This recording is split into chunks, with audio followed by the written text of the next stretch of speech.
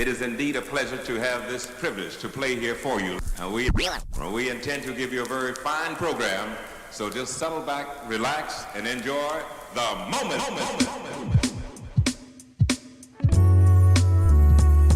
Good morning.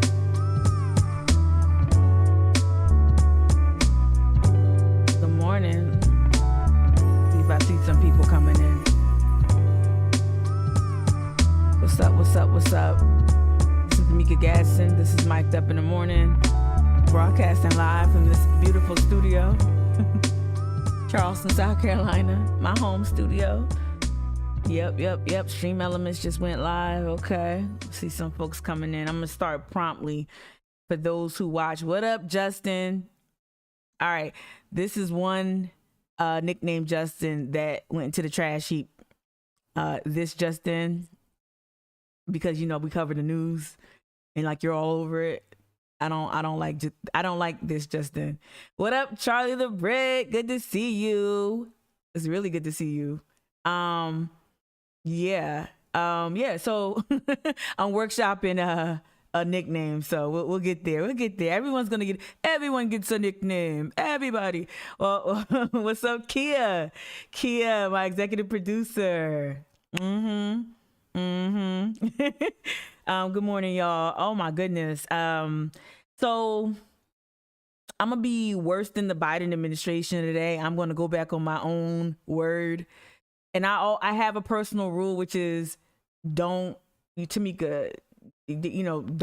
tether yourself to absolutes, right? Because whenever you say something absolutely, you typically it's really hard if you have to pivot, if you have to go back.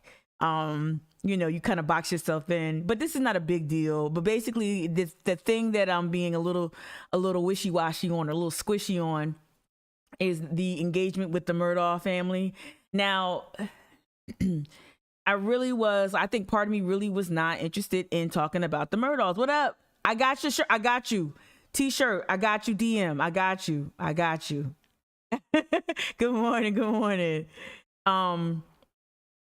But no, I really, you totally want that job. You've got it. The pay is shitty, but you've got it, Kia. We definitely gonna need it when, Kia, we definitely gonna need you to come on board when season of Southern Charm airs. Word has it on the street. They got some additions that I would love to just grill.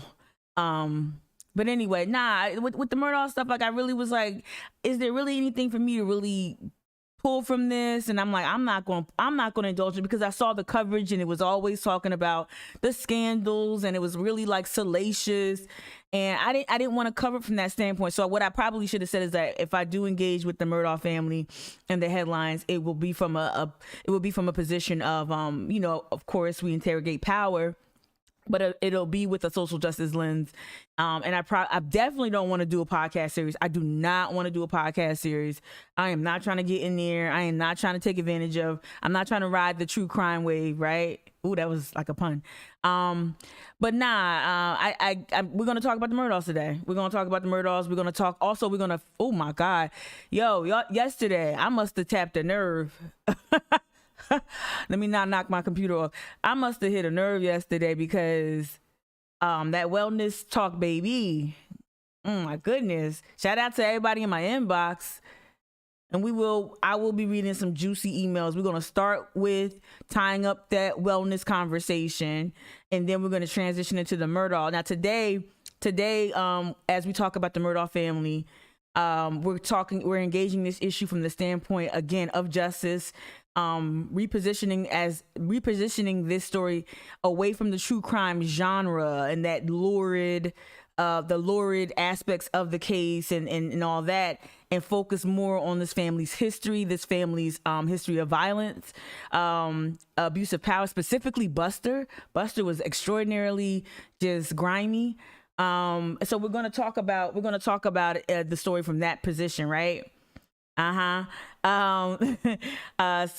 we're going to do that. And we're also going to talk about something that was raised regarding the Murdaugh family, a question that was raised I have no answers. Perhaps some of you have some institutional knowledge or just lived experience.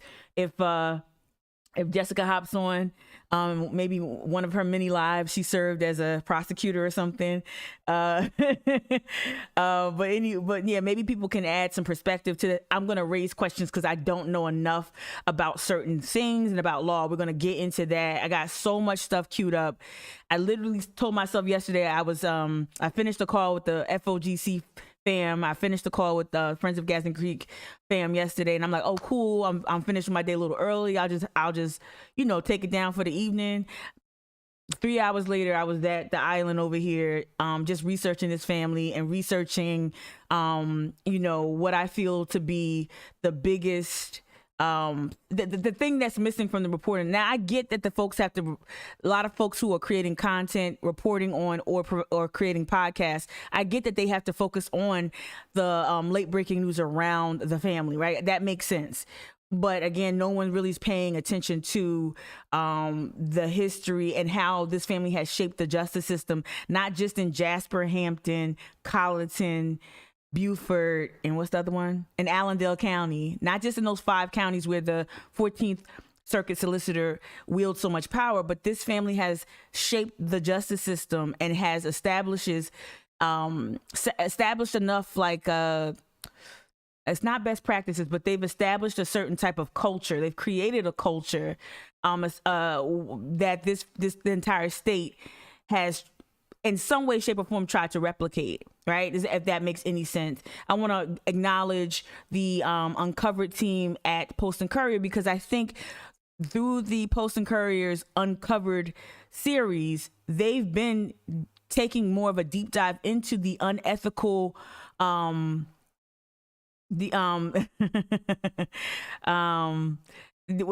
getting distracted. That's why I don't look at the chat until I finish talking.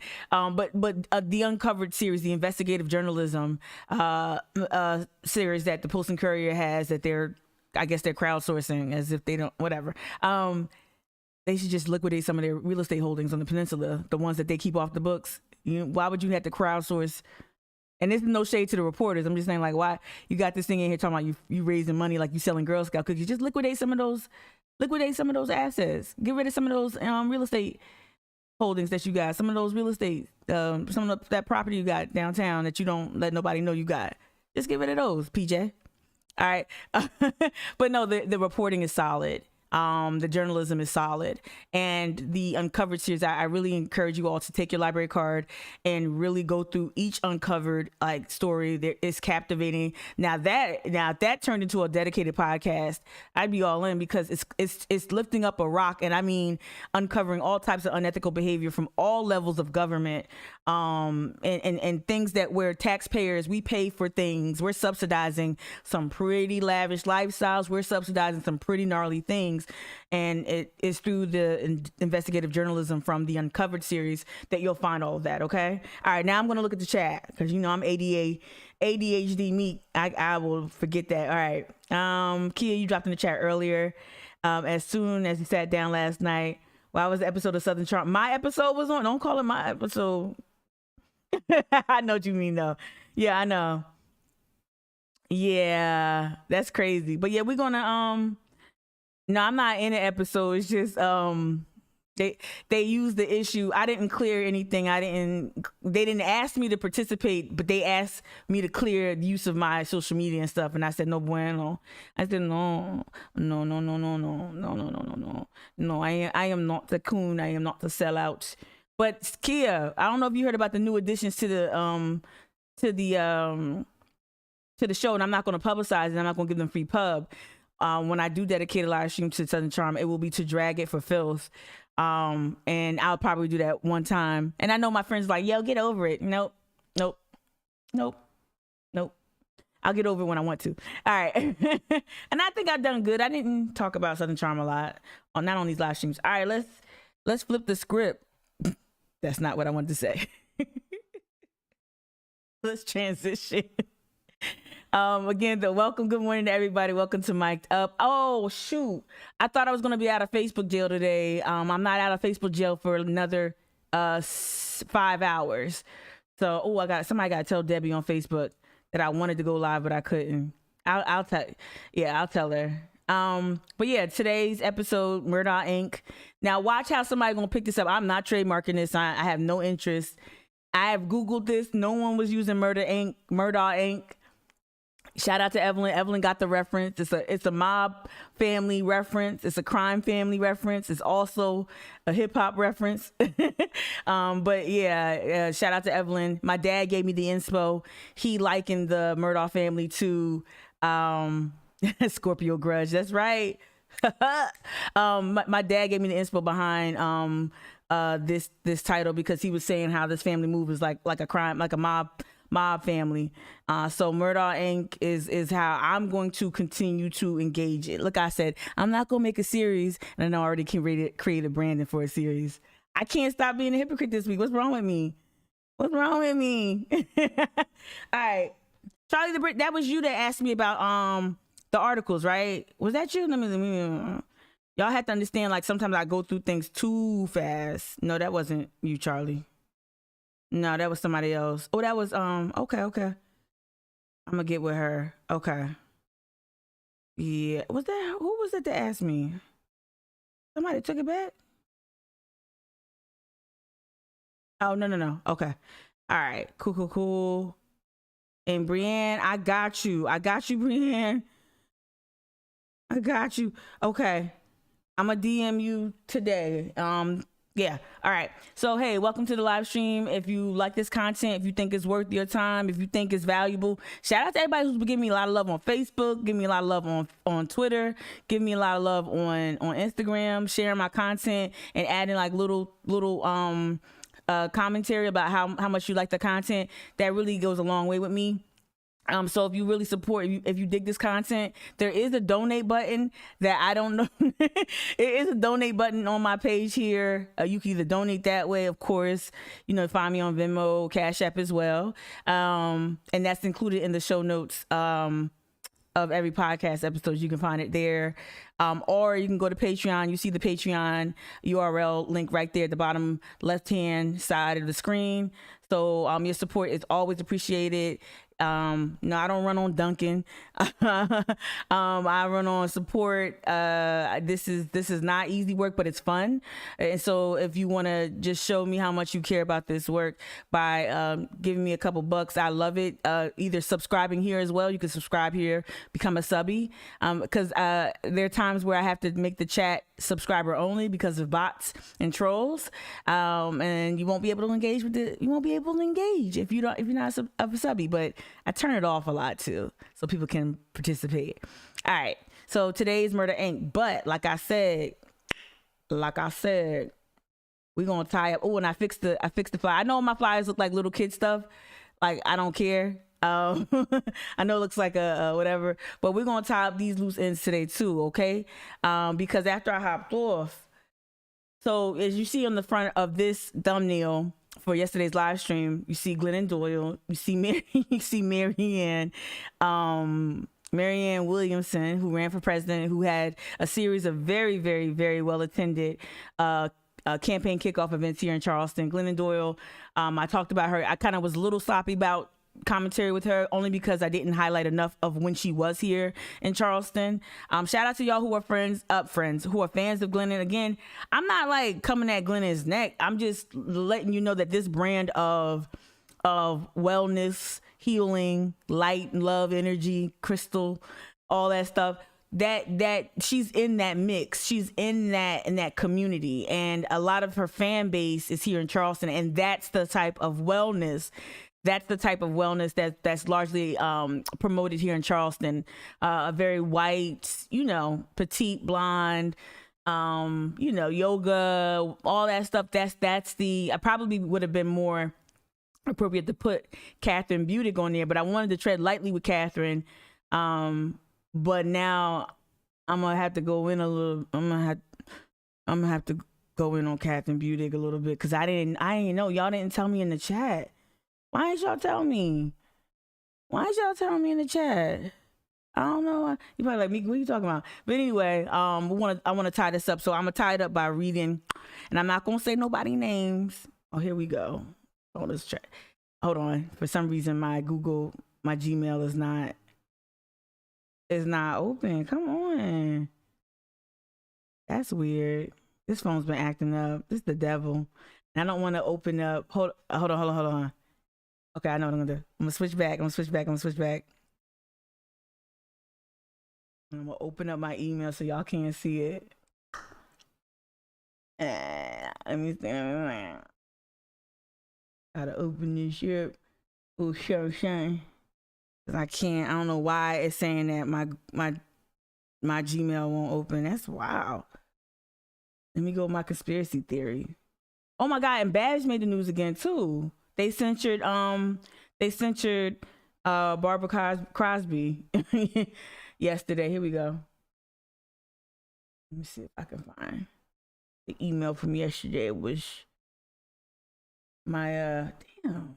Now I see why people hate emails from me every day. All right, hold on 1 second, y'all. Let me get to it. No. Where you at? Search. Yeah. Oh, yeah. Let me see if I can crop it. I know, bear with me. Let's see if I can crop it. No, let me see if I can copy and paste. Boom, boom, copy. I don't know. Let me just read it. Let me read it. No, because she got all kinds of personal details in here about her, and then y'all gonna figure it out. All right. So in reference to yesterday's story, right? We talked about wellness. We talked about how, and again, why this is important. This wellness community wields a lot of power and influence, and we've seen how the pastel Q element has made its way into more mainstream wellness communities throughout the Charleston area, right? And so this is the work, though. What I've seen is a lot of well-meaning white folk have been lifting up this work. A lot of well-meaning white folk have sometimes because dismantling white supremacy is tough. It's not fun. It's not Instagrammable. It's not cute. It's not pastel colored, right? It takes lots of work. And I think people are under the false impression that they can support a lot of nonprofits who perform a lot of very simplistic, as I often call it, empty calorie work that really doesn't get at the root of the issues, right? And so, okay, and so this is the indictment: is that this community is able to have all this power and influence, and yet pretty much move around Charleston unchecked, and no one really checks that power, right? Thank you, Kia. Good. Thank you, Kia. I exfoliated yesterday. I had my Paula's Choice BHAs. Right. Okay. So regarding Catherine Budig, now Catherine Budig is the and this is not even a character assassination. This is just us recognizing there's more power. Right. So we saw Catherine's Instagram. It was very unoffensive. It was very Catherine. This is my impression of her, just as somebody who's on Instagram. Yoga Community has the Free Cookies podcast that's based here in Charleston. I think they have a presence in multiple cities. They meaning the couple, which is Kate Fagan, former ESPN personality, right? Now with Metal Art Media, with Dan Lebatard in Miami. So this couple is, you can argue that this is a power couple that has a presence here in Charleston. Catherine is just looks like a very, very active yogi. She looks delightful, pleasant. She likes to touch on social justice issues. Her Instagram feed is filled with just like references to all this type of social justice stuff, but yet there's no real deep interrogation of power. And I was wondering about that, and I wanted to tread lightly because I didn't know enough. But I didn't know that. Let me see if y'all said it in the chat already. Let me see. Brienne, no. Charlie, no. Hey, Joni. Yeah, Spilling's here. Okay, it took me a long time to get here. Let me get here. All right, so it says, in terms of, I didn't know Catherine came from the family who owns the River Dogs, which is huge, right? This email that I cannot show y'all says that she was called out by one Black person in yoga in the community, and one friend of mine in the community who I won't say their name either. She was called out, but she refuses to disclose that part of her identity. And if you look at Catherine's feed, you don't see any references to her connection to the River Dogs and her family's connection to the River Dogs, right? And I think from what I'm getting from the email is that people within, especially here in Charleston, given the issues with race, equality, gentrification, you would like for someone that connected to be forthright and to use that power. Her last name is Budig, Budig. Right, we talked about her yesterday, Kia. We showed that's the Instagram, the one with the really impressive yoga poses. Yeah, but she's been called out, which is good to hear. But yet there's a reluctance. It appears to be a reluctance to really step forward and say, "Hey, I can do more." Right, and that's the problem. Like these influencers pick and choose when traction, when they know that traction is going to be high and they can get more exposure. They tend to engage more with social justice issues without actually, moving a little bit for and like I said yesterday, I want to give her the benefit of the doubt. I'm sure that Catherine has donated to, I'm sure she has created access to certain things for people. I'm sure she's done the philanthropic, but that's the problem. The check stroke is not enough. And again, maybe she's done more than stroke checks, right? But the impression and from the outside looking in, it doesn't look as if she's actually really thoughtfully engaged with these issues in a way that really would challenge perhaps people like her father. And I try to drive this home, with my work with the Giving Project Network. When I led a Giving Project before I got fired by Cypress unceremoniously, the work that I did with the Giving Project, we talked about not just race, y'all, but class. And if you don't have a class analysis, if you don't acknowledge class struggle here, but you're out here just touching on, BLM, listen to Black women, I'm gonna take a picture with a Black yogi, that ain't enough. Where's the class analysis? Where's the, hey, let me talk about my family? And maybe I have not engaged with Catherine's content at all. Maybe she's dedicated podcast, the Free Cookies podcast, to it. But I do think that's noteworthy. I did not know that her family, the Budig family, had an ownership stake with the River Dogs. Didn't know that, and I think that's really significant, right? It also says that she participated in Pass the Mic, and that's in quotation marks. I don't know about Pass the Mic, and maybe that person can tell me more about that specific event. I should have asked that question. Oh, wow. There's just some real, I think, problematic behavior, right? That she just likes to just touch on things lightly. The other thing was on Marianne. A lot of you told me about this. Dee was in the chat yesterday talking about her proximity to that event, the event at Dell's on the Macon with Marianne. Everyone kept saying the same thing, that the Marianne Williamson activity here in Charleston was a shit show. I saw it when I went to the workshop. That was a shit show. The Free Cookies podcast, that was a shit show. That's my assessment. But some of y'all who went to the Dells and other, closed door events with Marianne Williamson, the one at Fleet Landing, I think Dee mentioned that, and I didn't engage with it in real time. But there was an event on Fleet Landing. She walked out. Oh wow, okay. It turned into a shit show. We ate at Fleet Landing, and she walked out on us because she said America wasn't racist. She must have forgot she was trying to be a politician, but her camp had to go outside and talk with her and bring her back in. So we already know Marianne Williamson. Again, listen to that Maintenance Phase podcast and to know more about that part. But yeah, that was confirmation. I already saw the problematic things from Marianne, and then Oprah anoints a lot of problematic people, unfortunately, a lot of quackery and all that. So it's actually not surprising that she wouldn't confront race. Again, likes to say the incendiary things, lean in with reparations And sometimes people like to lift up policies that they think can't even be attained.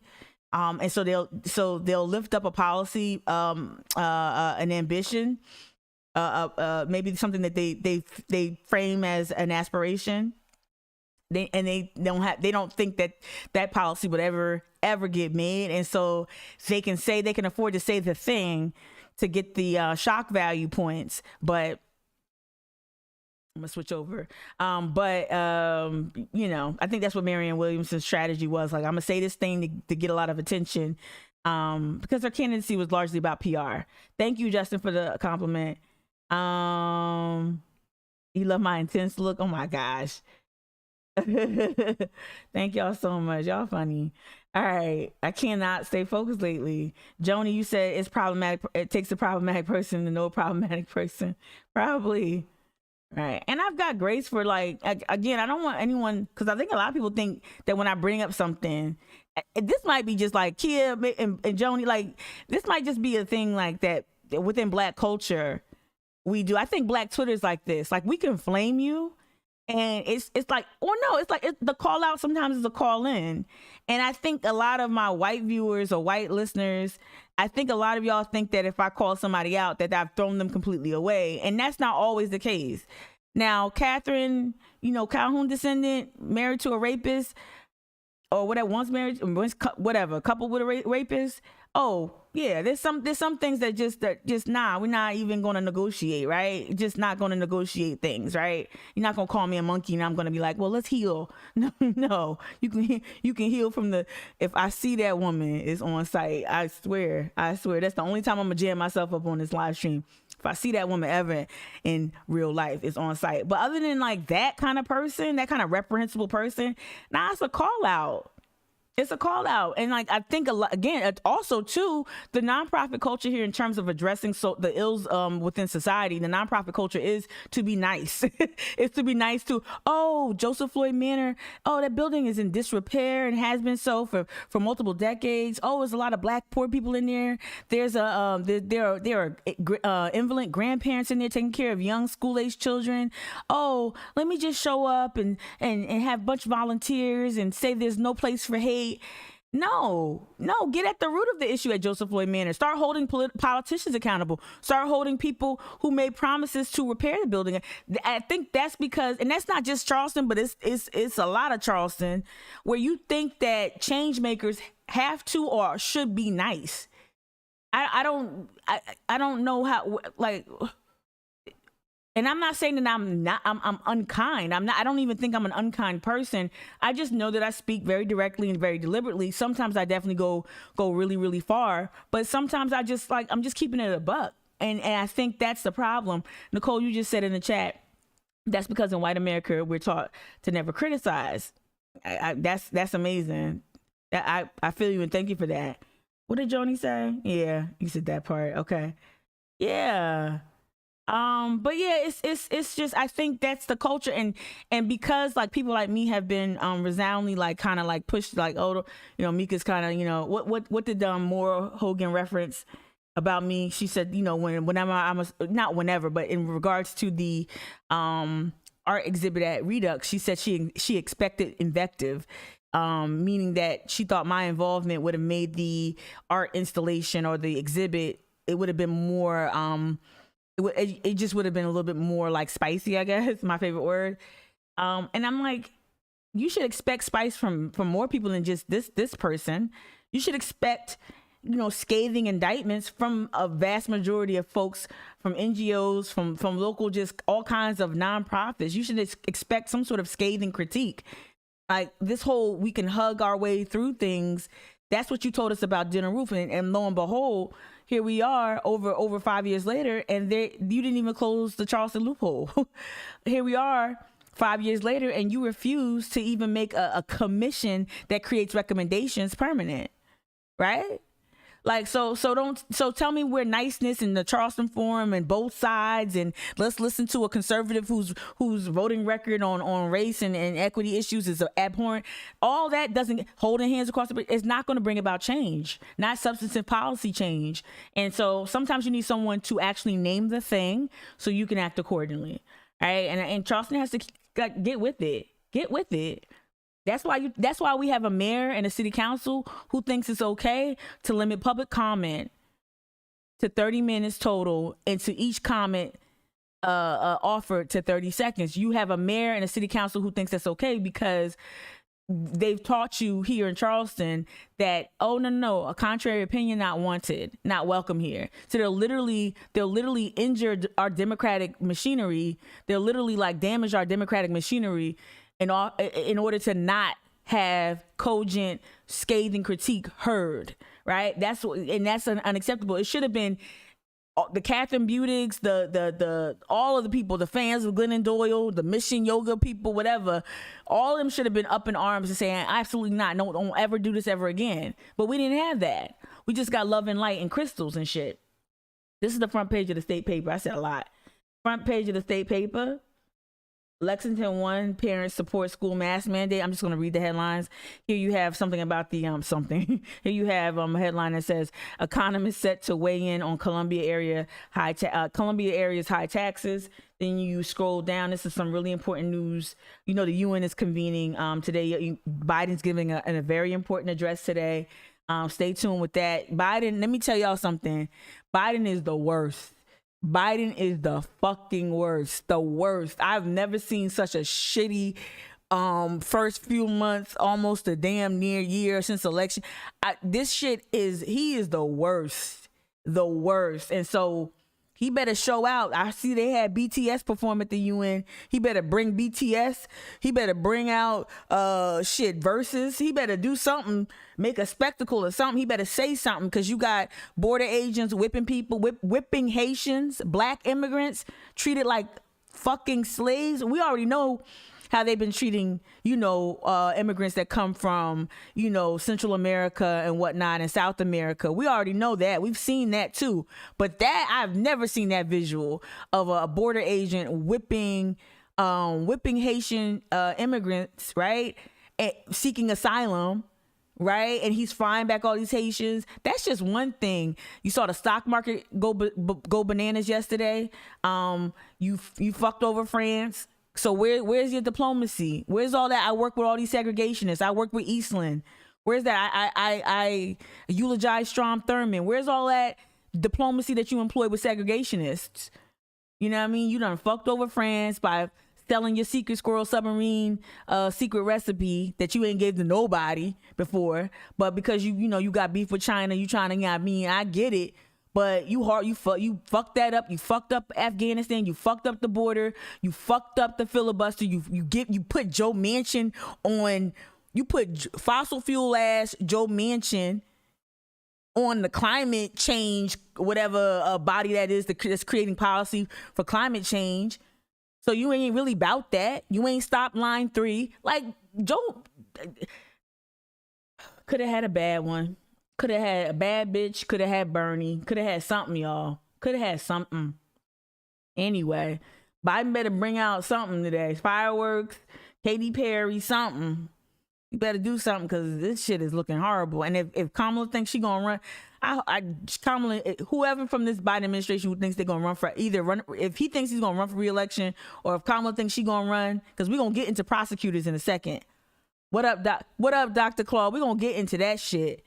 But if Kamala thinks she gonna run, she better be primaried. I don't care if you got how old is Bernie? I don't even want Bernie. I want somebody to come off the ropes and just like come and kill it. This is horrible, right? And did you hear like the hate language that the Border Patrol was using? And then you got Jen, what's her name? Jen Paskey. Oh, I can't say her name right. But you press whatever. She up there this morning on CBS this morning. And it got to be real. She in the studio. Trying to go on this PR tour in the studio this morning. Trying to cover up the bullshit. That's right, Dr. Claw. Neoliberalism. Biden got that Reagan mentality. You ain't never lied. And you know what? It's real. My dad and my mom are the biggest left Twix and right Twix. They the biggest, like, well, he's trying. That's them, right? Because they love Joe, right? Because, they love they surrogate son Barry, who's got literally more pictures in my parents' house than pictures of me. So my dad said on the couch yesterday, he said, his job, Tamika, his job was never to bring about change. His job was to get Trump out. I'm like, you moving the goalposts, my G. Like, Dad, you moving the goalposts. He's supposed to be a president. He's supposed to do good things, right? He's supposed to do things. Oh yeah, Lula Rich. Katy Perry. That's why I said Katy Perry, Meg. She was at the top of mine. Yeah, what's up? My parents, they literally lived together like left Twix and right Twix. Jesus, don't even, I just triggered my own self. Whiskey Neat. How you doing, Whiskey Neat? Good morning. Good morning, Nicole, if I ain't say it. Good morning, Denise. All right, yeah, watch that Lula Rich documentary. MLMs and all my MLM people, I love y'all, but stop. Don't come to me with that bullshit. Please stop. Y'all was running rampant during the pandemic. Jesus, I ain't got 5K, baby. Even when I had my job, I ain't had 5K to give you. All right, right here, the last headline I want you to pay attention to, of course, is Pfizer says the COVID vaccine works in kids 5 through 11. I saw, I'm sure he doesn't mind me mentioning it because he tweeted it. I saw Paul Bowers really excited about that information, being the parent of kids in this age range. I can only imagine. Shout out to the new follower. I didn't recognize the new follower yesterday only because I was scared that it wasn't a real person. If I don't recognize the name or if it doesn't look like a real name. So sorry if you've just followed me and I didn't give you a shout out. But shout out to Leslie Burns. Thank you for following. But yeah. Oh God, you in Tampa? You said, girl, that's every military wife. Yeah, I'm sorry. Oh man, it's military. It is some people. I'm like, y'all know this is a pyramid scheme, right? Like, come on. All right. Oh, we're gonna get into this. Didn't I have my here we go. This is the front page of today's Post and Courier. They ain't touching the Pfizer vaccine. I know that. They've been writing, so I don't know if y'all saw Sunday's paper. The Sunday paper was focusing on the climate emergency. It's the climate crisis. There, this is also the Pulitzer. The Post and Courier is swinging for the fences, trying to get that Pulitzer again. So they know they've already, because last year they were shortlisted. So because of their documenting the climate crisis here in Charleston. But so Sunday's front page and today's, especially like last night. I'm looking up because this building just sold for, this apartment complex just sold for $55 million. And yeah, I got a leaky roof and I'm not even on the top floor. Yeah, climate change it rained all day. So, you know, they had their photojournalists. I bet you this is Andrew took this picture. No, that's another person took it. Brad took it. All right. But no, they documented a lot of the rain yesterday. This kind of was sad. But I don't know when she moved here. I'm gonna emphasize this. I'm gonna blow this up a little bit. I don't know if you can see it. I can't blow it up anymore. Oh yes, I can. Let me stop lying to y'all. No, I can't. No, I can't. All right. So right here, this is a picture of a Miss Lauren Rogers, a tenant at the Blue Water at Bolton's Landing. Oh, that's not too far from where I'm at. Okay. So she's a tenant at the Blue Water at Bolton's Landing in West Ashley. She's facing a rent increase after moving here, 4 years ago from Boston. Oh, I could have told you 4 years ago, sweetie bop. Charleston was at that time was the fastest gentrifying city in America. So you move here, and I'm not trying to diminish her situation, but she's on a fixed income, and she's finding it harder. She's finding it hard to live here. The inaffordability of living there. So she's out there on Bolton's Landing. She has a fixed income and her rent just went up $250 a month. That's crazy. That's crazy. So 4 years ago, I would and that's the thing too. We're in this boom and the bust is right around the corner. Another bubble pop is about to happen, especially given like how real estate is moving. So I mean, a lot of people came here because, you know, Southern charm and, it looks so slow. And I even came here when I moved down here, I had a good little chunk of money. And I'm like, I know I can just find me an apartment for $700 a month. I can live better than I'm living in Philly. Bullshit. Found the same prices, if not higher than what I was. And I wasn't even living in Philly. I was living in Montgomery County, PA. And my rent was like, you know, up there. But at that time, I was making a really dope salary, so it was whatever, right? But affordability is crazy. I'm gonna give the Postal Courier some credit here. At least they did talk about, if they didn't talk about the vaccine, they did talk about how COVID has killed as many in the U.S. as the Spanish flu. That's the stat that I saw yesterday throughout a lot of news, corporate media yesterday. So that was sad. Yeah, Kia, girl, duh. I hate to say like duh, but like, I'm like, I mean, a cursory Google search would have told you like, you might, you know. All right, let's get to it. Let me cleanse the palate. Let me get back to what we're about to talk about. Murdaugh Inc. Okay. Right. Again, I'm not branding it, but I branded it. I'm not doing a series, but I'm doing multiple live streams on it. I'm a hypocrite. But we're gonna talk about this family whose business is power. Okay. So I bookmarked a number of things. I'm gonna close out these articles. Not stress out my, oh shit, I didn't mean to do that. That one, let me see. Bring that big.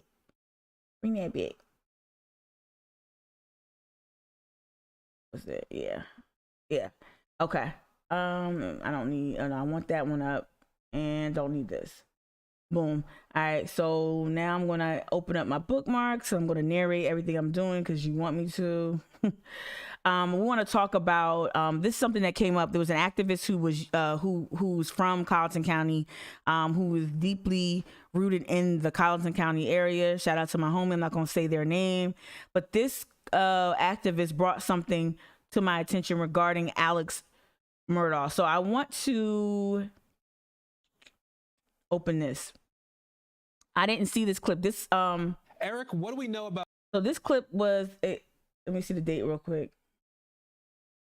Yeah, about not less than a day old, right? And I didn't see this clip. I'm gonna turn up the volume real quick, y'all. Make sure the volume is up over here. RIP earbuds if you got ear. Yeah. About Murdaugh's addiction here and how this. What's this? Ties into his case. Right, Aaron, as you noted, Alec Murdaugh's attorneys say he's been addicted to painkillers for 2 decades.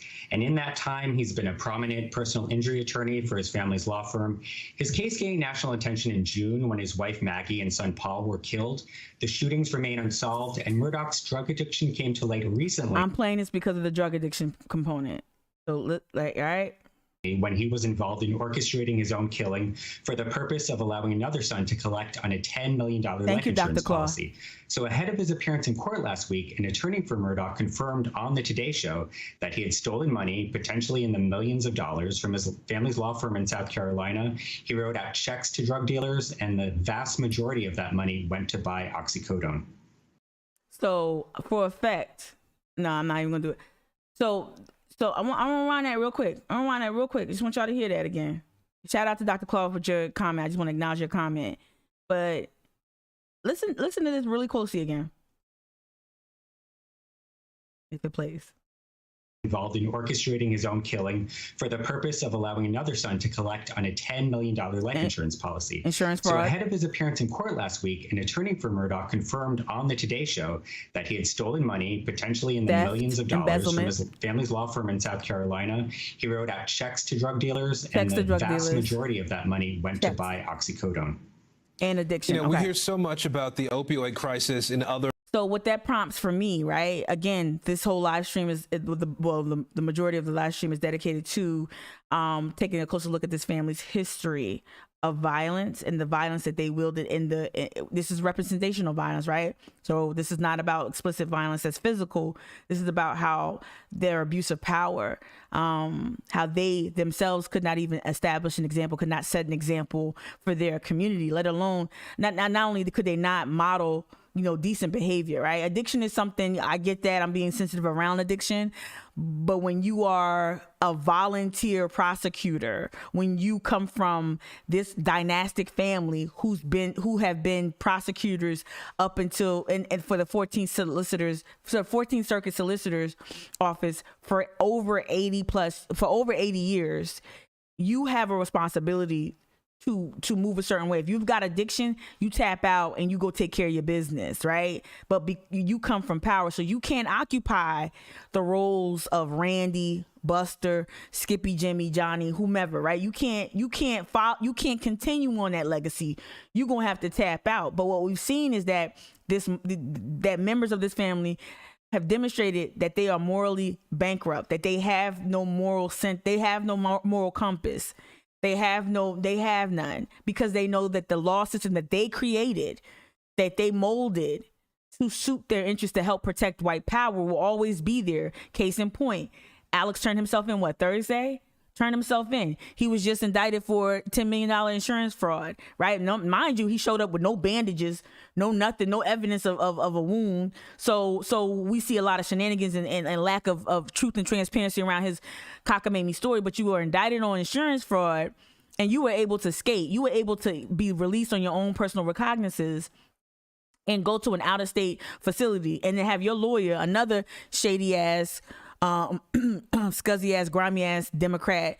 You got your lawyer Hart Pootlian talking about he not a flight risk. He only a risk to himself. Bullshit. Your son done killed somebody on the boat. Your other son is allegedly implicated in another killing. The housekeeper's dead. And your grandpappy and your great grandpappy done sent at least 14 people to the electric chair for some really fugazi shit. And we're gonna get into that. For those who've been asking me, Tamika, can you go back to some of the articles that you posted in your stories? Absolutely. I've started to arrange them in a Google folder so that people can just peruse it. And it's not a magic trick. I'm gonna, like, y'all can do this too. You could use your library card to access these things. It just takes a lot of time to pour over like scores and scores of articles to get to the ones that really make you sit up, right? But this family's business is they've created their own personal, own customized justice system where this man can do all these things. Your son did all these, or accused of doing all these things, right? And you're able to just be released. Meanwhile, you've got people caught with just like a couple of ounces of this and that in jail. No bond was set, no nothing. So having no access to justice, they have all, because they've monopolized every lever of justice in this area, if not arguably the state, right? How do you write a check to a drug dealer? What drug dealer's taking checks? Was it your pharmacist? So today, what we're going to focus on, I'm gonna stop it there, because what all this tells me. Oh wait, no, I don't think we got to the juicy part. Hold on. Other parts of the country, Eric, but overdose deaths in South Carolina have risen in the last year too. Okay, yeah. Do we have a sense of what might be driving that in South Carolina? A CDC report this summer showed that South Carolina ranks 4th in the nation for drug overdose deaths, and last year was the U.S.'s highest number nationwide as well. Driving that is opioid addiction. As we know, there's been a crackdown on illegal opioid prescriptions by authorities and a flurry of lawsuits and settlements against painkiller manufacturers and doctors. Experts I spoke with said lockdowns during the pandemic prevented many people from getting the treatment that they needed. So you have people like Alec Murdaugh caught up in the opioid black market. He's a high-profile example of how far people can fall, and this is a larger problem that isn't going away anytime soon. Okay. So thanks for watching our the emphasis on his opioid addiction, and I don't know if you caught it earlier in that clip. They said that he had admitted to, or his lawyer had asserted, that he has been addicted to opioids for 20 years. So what does that tell me, y'all? What does that tell me, y'all? It tells me that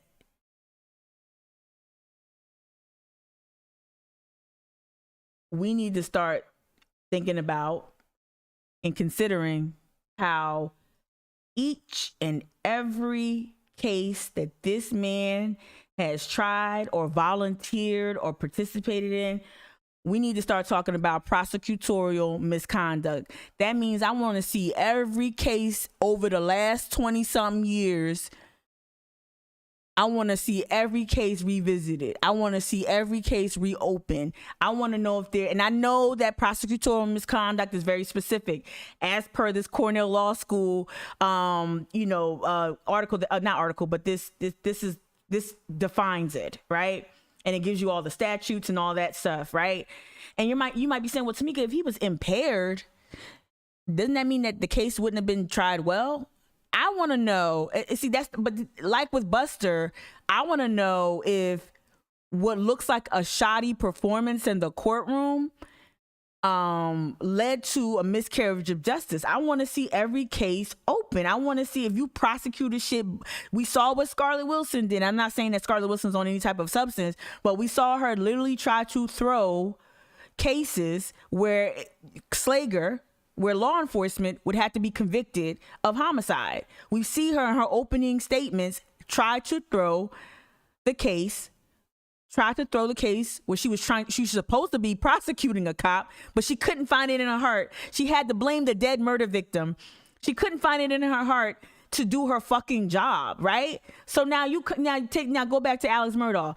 At 20 years, I need every case fucking visited. I need everything you touched, and people who lost judgments or whatnot, because they were doing defense attorney bullshit too, because they got their own private practice. I don't understand how you could be a 14th Circuit solicitor and have your own private practice at the same time. I don't understand how that's not double dipping.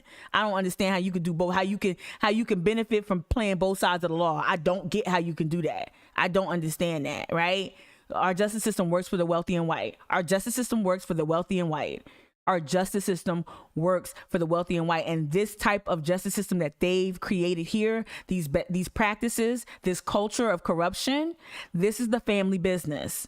This is the family business. And the person who modeled that the most, I'm still digging into Randy. Randy kind of feels like the George W. Bush of the family, not Jeb. I don't know. I probably just haven't gotten to it yet, but Buster was wilding. Buster was out here, Buster was the patriarch of the Kennedy family, a bootlegger, hugely influential, out here just robbing and stealing and robbing. Buster was a trip, right? But Buster was a solicitor up until 86. So he took over his daddy job in 1940 when his dad got killed by a train, which was wild as fuck too. Dad coming home from out of town, 1:00 in the morning. That's Big Daddy Murdaugh. Dad coming home, 1:00 in the morning, and your car just stops on the train tracks, and then your son. That's in 1940. Then Buster jumps in there like, oh yeah, and he makes the state his own personal bank, his own personal juke joint. Like, he just makes the state work for him. From 1940 to 1986. It's crazy. But I need all these cases reevaluated. I need all these cases looked at. And that's the thing, like people don't understand, so I tell you with Charleston, city council did it last week a lot of it, where a council can council, when council can look like they're doing a lot to try to take black issues seriously, to take equity and inclusion in our issues with not confronting our past. They look like they're really, we're going to create this commission. We're not going to fund it though. We're going to give Amber this title, but we're not going to give her a staff though.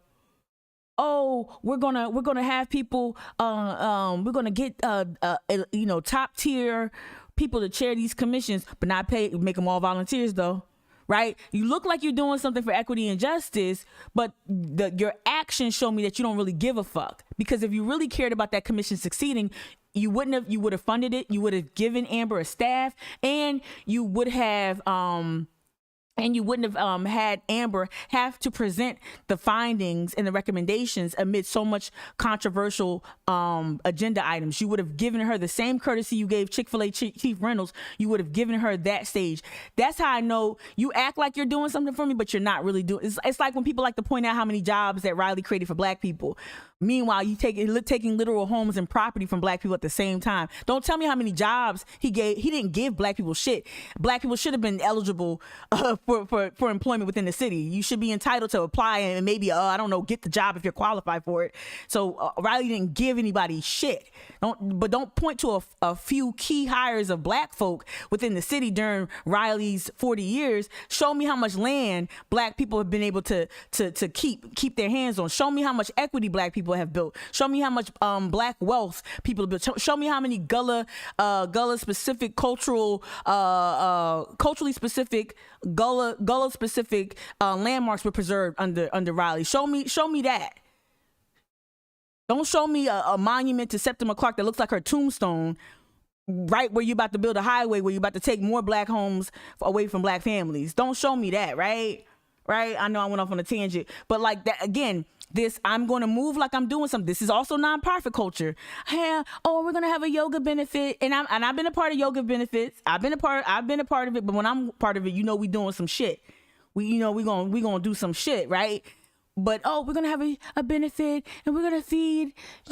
I'm just making up something. This is not even a real one. We're gonna do a yoga benefit where we're gonna donate the proceeds to this organization that puts up these boxes where you can leave food outside in a climate controlled box, and we can leave this food for those who need food. We can leave all these perishables in a box outside in the elements in South Carolina where there's oppressive humidity and heat and tropical rain conditions. That's the kind of they're helping the homeless. Are they helping the homeless? Are they helping the houseless? Are they helping the food insecure? By giving them shit out your pantry that's been baking in the sun, got water bugs on them. You know what I mean? Come on now. What up, Alvin Johnson? Good. I try not to look at the chat because I get distracted sometimes. Good morning, D. Good morning, D. Good morning. Good morning, Alvin. Yeah. So this is how the city and the state act like they're doing something. So Scarlett Wilson is a great example as well. Again, she to me it's a slam dunk. Slager was caught on film shooting a black man in his back as he fled, an unarmed black man in the back as he fled. Then he falsified a police report. Then, he eventually falsified a police report. But before that, we caught him on film putting evidence near the body, trying to stage the crime scene.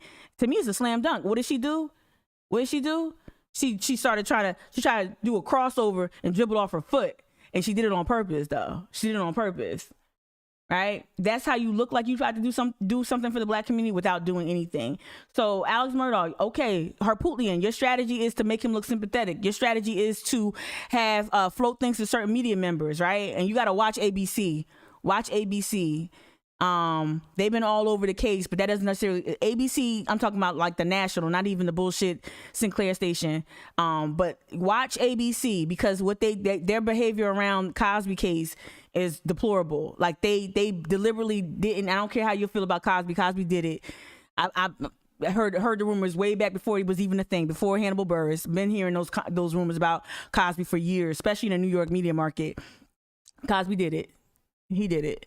But where ABC would get a credible story or story that they could really work regarding Cosby's guilt, they chose to get access to Cosby, to maintain access to Cosby, they chose to bury certain stories. So knowing that that's how they moved, knowing that those were some of the editorial decisions that they made then, I'm gonna keep an eye out for how they're covering the Murdaughs, because I think Dick Harpootlian is trying to find which members of the media he can reward with access, because you can see already the part of the strategy is to paint Alex as a sympathetic figure, and he's not. So just like with for folks who didn't understand why I was anti-Kamala Harris, why I was very critical, I have a prosecutor's bias. I already told y'all that. We understand how this justice system does not work for all of us the same way, right? So I wanted to, in regards to Alex specifically, let me see something. Let me see what the clip I want to. Yeah, I want to visit this because this is shout out to the guy here. Been following his work. Now that was back in June. I've been following his work for a minute. Is it? I forgot how to spell his name. Pronounce his name. You see my son here. I see Tamika Mallory over here. So we got professional activists here, and he kind of trying to get in the same realm, but he does hold an elected position in New York City. But when I see my son, I shout out to the guy with a dope lyricist, but Tamika Mallory, not a fan. Haven't been a fan way before the Cadillac stuff. Tamika Mallory's over here, whatever. But listen to this. This is what a public advocate is supposed to do here. This is where hey yoga community, hey people with power and influence, hey your granddaddy owns your great granddaddy, your daddy owns the River Dogs. How about you use some of that privilege to actually you call some attention? I'm gonna be real. Call some attention to some of these things.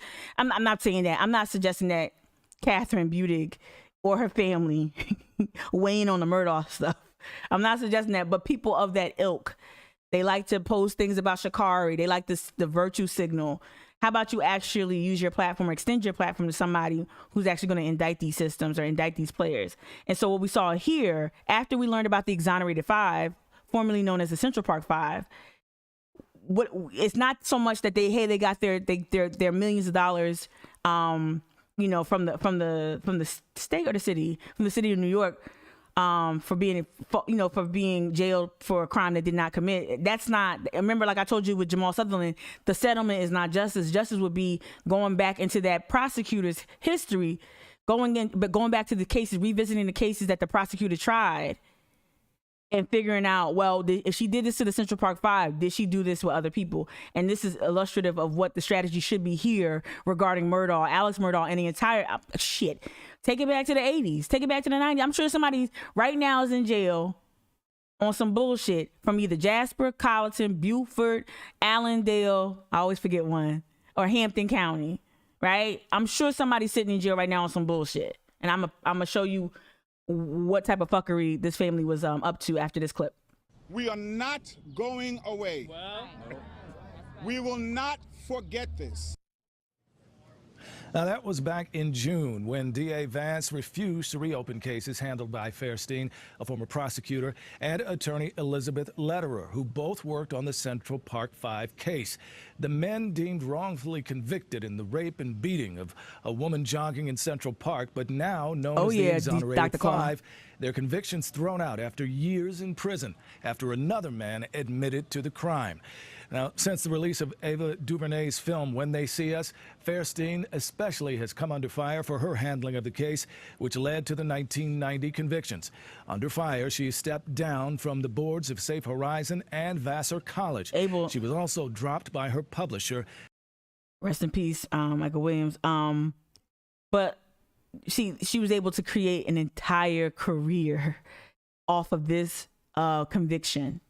Right, she was able to use racial animus. You remember Donald Trump took out a full-page ad during that time. Was it in New York Times? A full-page ad calling for the execution of these boys, these kids, right? You remember that? And why am I bringing that? Because they use racial animus. They use racial animus to bolster, to get the community's support. Mayor Koch was out there talking greasy. Fairstein was out there talking greasy, right? Donald Trump was out here talking greasy. Can't make a casino work, but for some reason now you want to weigh in on justice. You a whole son of a Klansman calling for the judicial lynching of these innocent boys who you interrogated for hours and hours and hours, right? So she was able to go on and make millions. She was able to make a lot of money. I don't know what the dollar amount is, and so my opinion is that we should be looking at, given what we know now about this family, and if you want to, Dick Harpootlian, if your strategy is like, oh, we want to make him sympathetic by underscoring or rather emphasizing his drug abuse, his opioid addiction, right? That means that everything that he was a part of needs to be looked at. Everything. He was a volunteer prosecutor. That means we need to look at what he did in his decision making. After a petition surfaced demanding retailers drop her books from store shelves. But most importantly, this is for the men that we know as the exonerated five. It's for Raymond, Yusuf, Antron, Kevin, and King Corey Wise. Now, since the movie's release, the now exonerated five have been called celeb and were applauded at last week's Emmy Awards as the movie and about their ordeal, and the lead actor, Jarrell Jerome, took home a statue for lead actor in a limited series. Ain't no black people win no Emmys this year for acting. It's a shame. All right. Why not close up a bunch of stuff? That's okay. I'm going to open up another video. That's what I'm trying to do. I'm trying not to repeat some interruptions in transmission. Like yesterday, I had way too much going on. So I'm trying to just open up one at a time a little bit. All right, Murdaugh Inc. There was another video. Let me see. Not about the Central Park Five, But I'm trying to make the case that we should be looking more closely at these cases that involve Alex Murdaugh. I see y'all in the chat. Let me see right here. I think this might be. It was a bunch of good ones. Okay, yeah. Let's take it to our sister city. Let's take it to Doha. Let's take it to Qatar. And by that I mean Al Jazeera. All right, let's play this clip from Al Jazeera. This is about prosecutorial misconduct. Okay, we're not gonna play the whole thing. We're just gonna making the case on why now activists or people who are really concerned about this. I know people are concerned about the next episode of their favorite true crime podcast dropping. What's up, Dr. Claw? Thank you for the sub. Oh, thank you, Nicole, for gifting the sub to Dr. Claw. Yeah, love it. Making the case, right? So again. Oh, he's this downtrodden, and it's so funny too. Dick Harpootlian is really interesting. The strategy is to emphasize his addiction, right? And strategy is to emphasize his addiction, and then say that it's 20 years. But then didn't y'all say that it's because his wife was murdered? That's how he spiraled. He spiraled. Let me read the comments real quick. Dr. Clark, you talking about Oprah? Oprah anointed a lot of trash. It's so like Oprah's show don't age well. There's definitely a cultural impact that I would never take away from her. She's immensely intelligent.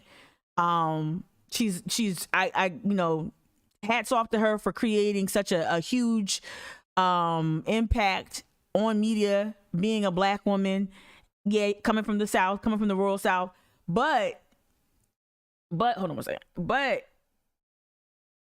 what Oprah has also done is she's endorsed a lot of fuckery and a lot of mystical, magical, spiritual healing, The Secret shit. You know what I mean? Like a lot of stuff.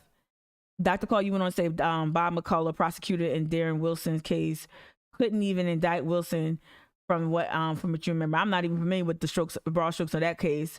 Very pro cop. But Dem, that's the thing. The Dems here, sometimes being a Democrat is a strategy. It's like Joe Cunningham. It's a strategy. You want to run for this region? Oh, look at the statistics. Look, this trend's liberal with these issues. Go ahead and just run as a Democrat. You a Democrat in name only.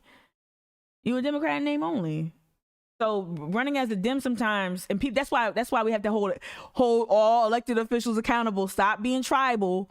Stop. Oh, if it's a D, and then it's for me. No, that sounded like my dating advice I give myself. Let me stop. No, but like, no, but no, like if it's Democrat, y'all be like, all right, set it and forget it. Nah, you gotta check all that power.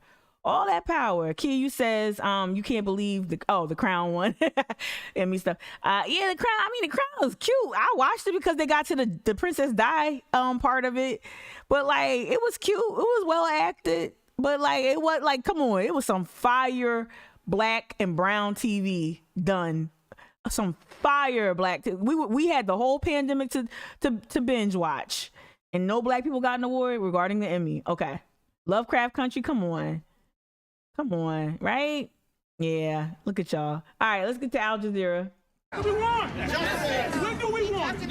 I speak today for the voiceless, those who cannot come out of prison and speak for themselves. I did everything an innocent man could possibly do. Everything that you love is taken away from you. I think the prosecutor has the greatest power of anybody in our society. He has the power of life and death. I was in prison for 21 years based on false allegations against me. You can check me for gunpowder, check my truck. I didn't shoot anybody, I don't have anything to do with nothing. If the prosecutor doesn't have integrity, if the prosecutor is gonna seek convictions for the sake of seeking convictions, wins on your chart, the prosecutor is dangerous. All right, you heard that? Prosecutor's dangerous. So now I'm gonna go to my history because I know it wasn't something I bookmarked, it's something I watched last night after I saw that Aaron Rodgers had the game at hand. I started watching. This was so good last night. This right here. The most powerful person in the courtroom is the prosecutor. It's not the judge. We're used to thinking about the justice system as a triangle where you have the prosecutor and the defense lawyer down here, and they're on an equal playing field. And then it's the judge who's up here at the top of the triangle. But But in fact, since the 1980s, we've really seen the balance of power shift in the American courtroom. And so And I would argue here specifically within the 14th Circuit Solicitor's Office. So since the Murdaughs ran largely unopposed for like 40 years. So like especially during that time where Buster was in office, if no one ran, and that's also a sign, y'all. It's an indication. If this family has run unopposed for X amount of years, shit, even Riley had some competition if my memory serves me correct. But if you run unopposed for like over a decade, maybe 2, maybe 3, that means you're intimidating someone, or there's some sort of imbalance of power, or someone knows that this is unattainable, right? And so you have to look at this from a justice standpoint. So she's saying in the 80s, which she's correct. In the 80s, we started seeing, especially when that crime bill came into play. In the 90s, we started in the 80s where that balance, the graph is gonna shift, right, to where the prosecutor pops up. But you can argue here in this 5-county area, Hampton, Allendale, Jasper, Colleton, and Beaufort, you could argue that the balance of power probably shifted in the 1940s or 50s. Prosecutors are now a peer alongside the judge, and in a lot of ways, they have power instead of the judge.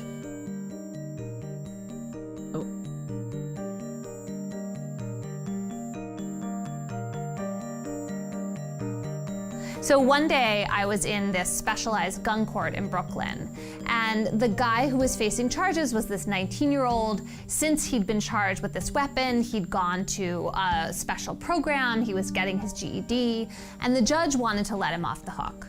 So she said to the prosecutor, can you lower these charges from a felony to a misdemeanor? Because I really don't want to send this guy to prison. And the prosecutor said, sorry, no. And so the judge didn't have any choice. He ended up going to jail. And that, I think, really demonstrates how it's prosecutors, not judges, who are making these key decisions in the courtroom.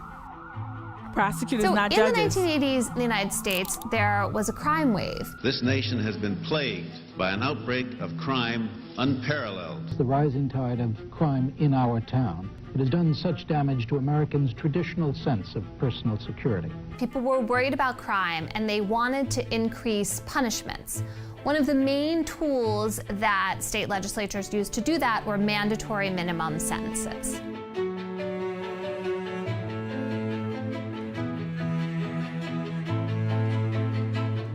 The person who gets to decide what the charges are in a criminal case, that person is the prosecutor.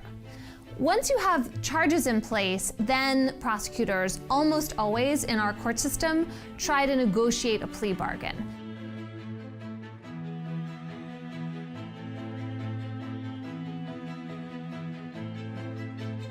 They're doing that to avoid a trial. Trials are really time-consuming, they're labor-intensive, and so at this point in our system, more than 95% of convictions are obtained through plea bargains. And again, the person who has the most say and power over a plea bargain, that person is the prosecutor. The judge has to basically rubber stamp the deal at the end. But the person who decides what charges to bring and then decides what deal to offer based on those charges, every time it's the prosecutor.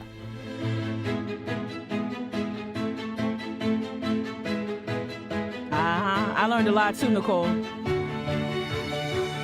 When prosecutors bring charges, if they charge the maximum they can, if they throw the book at you, then they have more leverage over you to persuade you to take a deal. So think about it. If you know that you did something wrong, and if you dare to go to trial, you could face 10 or 20 years in prison. But if you take the deal, then maybe you'll only go to jail for a year, maybe not at all. Think how much incentive you have to take that deal. We need to reform the criminal justice system. Shout out Larry Krasner. People change and cities change. As soon as I move out the area. Because prosecutors have so much power, there has been a social movement that's really arisen around the country to elect a new kind of district attorney. Now, I know that we live in a region that's a little bit more conservative, even if you are a Democrat. My parents, left Twix and right Twix, are an example of that, right? A lot of conservative values here in the South. So can we do what Philly's done? Can we do what Baltimore's done? Probably not. But what you could do, if your raggedy ass Democratic Party would demonstrate some sort of courage, you could at least start laying the groundwork to challenge that power in that area, in that southern region of South Carolina. If we had somebody with somebody who gave a fuck about the injustices, someone who looked at who was more if we had leadership within the Democratic Party that was more interested in actually changing systems, changing the material circumstances for people, especially Black people, especially their constituency. Because I'm looking at you, Bamberg. I'm looking at you, Clyburn. I'm looking at those lawmakers who are in that, who have power and influence in that region, who have never thought, who will step out on that podium and represent a Black man or a Black woman or a Black child in a high profile racialized case. But where are y'all in terms of laying the groundwork for making, if you can't get a Larry Krasner down there, you can at least get somebody who challenges the way the power has been built over years. And if you can't win, let's say you keep running up against this juggernaut of family, because I ain't gonna lie, Big Daddy Murdaugh took office in 1920. We know this is over almost 100 years of power in this area, right? So that's a huge obstacle. But you start winning public opinion, start making your case publicly, start making it a central concern at your convention, start appealing to your candidates, your high profile candidates, to address that power, that disproportionate power that's being held in that area. If you are a Democrat that you want to talk about Black Lives Matter and you want to find the Black and brown face to lead and chair your party, but yet you're not actually platforming issues that will help y'all get power. That's why I know Trav Robinson Trav Robinson is a feckless leader. He's trash, but moreover, he knows that he can be he's a helpful loser. He's helping the Republicans stay in power. Same thing with Clyburn. Clyburn is like, okay, I'm gonna keep my power, but I ain't gonna really disrupt nothing else, right? Maybe he started out like that, maybe, but Clyburn, I'm gonna keep my power. And y'all gonna give me this piece, or else I'm gonna turn all the Black people up. Okay. We'll let you keep your power, but don't say nothing about what's going on here. Don't do too much about it. Everything else is more ceremonial and very just really innocuous and gentle, and there's no real challenge to power. And that's how I know Trav is enjoying the power of just being a Democrat that has a mic every 4 years when there's a primary. You know what I mean? That comes out there with, I ain't gonna go attack Pittsburgh. I'm about to say something real mean. Come out there and just start talking a good game, but you ain't doing shit. You're not making sure that some people run for key offices. Like somebody told me, and I was reluctant to say this, but I'm gonna say it. Mia, you could have ran for the second. Mia McLeod, arguably that's winnable. Instead of going for governor, win the second congressional district, or at least work at it. You're from there. Your name ring bells. And before Trump, that district went 2 times for Obama. Start building coalitions. You from there, build some coalitions, right? You know what I mean? But that's because we don't have a party with competent leadership. And she running for governor, and it only unless you sensational, and even if you Stacey Abrams sensational, it's still gonna be look what happened to her, right? So that's the shit that pisses me off, right? Let me get this right here. Let me get this. Boom, bow. Okay. But that's the shit that burns my biscuits. Is like, I'm like, Trav, you wanna lose. I'm like, I got it. You wanna lose, right? Oh, that's the strategy. Justin, you said 1-year internship in the prison industry. Oh, what's that, Justin? Just tell me more. Tell me more, right? Yeah. Now here, we gotta think about that a little bit more. Let me just let this finish. The idea here is to harness all of that power to try to reduce mass incarceration instead of constantly ratcheting up punishment. We've seen people like that elected as DA in cities like Philadelphia and Chicago, in Orlando, Florida, in Boston. And if you care about criminal justice reform right now, it's really important to remember that you, the voter, have the power to elect your local DA. And that's the thing. It's not like the Murdaughs were like, it was appointed by the governor. They weren't appointed by the governor. It's an elected position. So why are we not trying to challenge that power there? Don't tell me you care about the carceral state or ending the carceral state. Don't tell me that, right? Tell me how you're actually gonna go about putting a candidate in place, or at least building the conditions or helping to create the conditions where that candidate can actually at least run a solid campaign. Now let me get to keep closing stuff out. I'm just trying to have less stuff open. Let's do it the old way. Let's do it this way.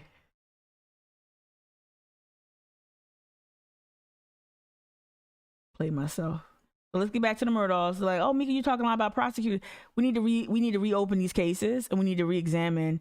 We need to look whether or not. And I don't know if I don't know if Stephen Bowden, whomever. I'm only saying, I'm not trying to bring Stephen Bowden into my larger conversation about social justice, but I would love to hear anyone who studies law.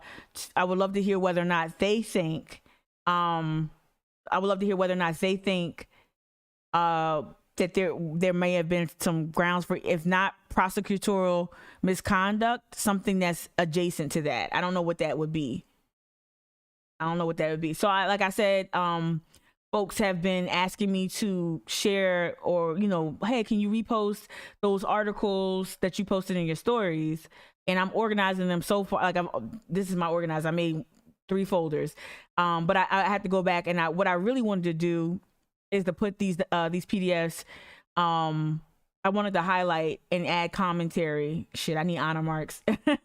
But what I wanted to do is, let me not just jump in stuff. What I wanted to do was look at the stuff that really got my attention. And I'm telling you, look,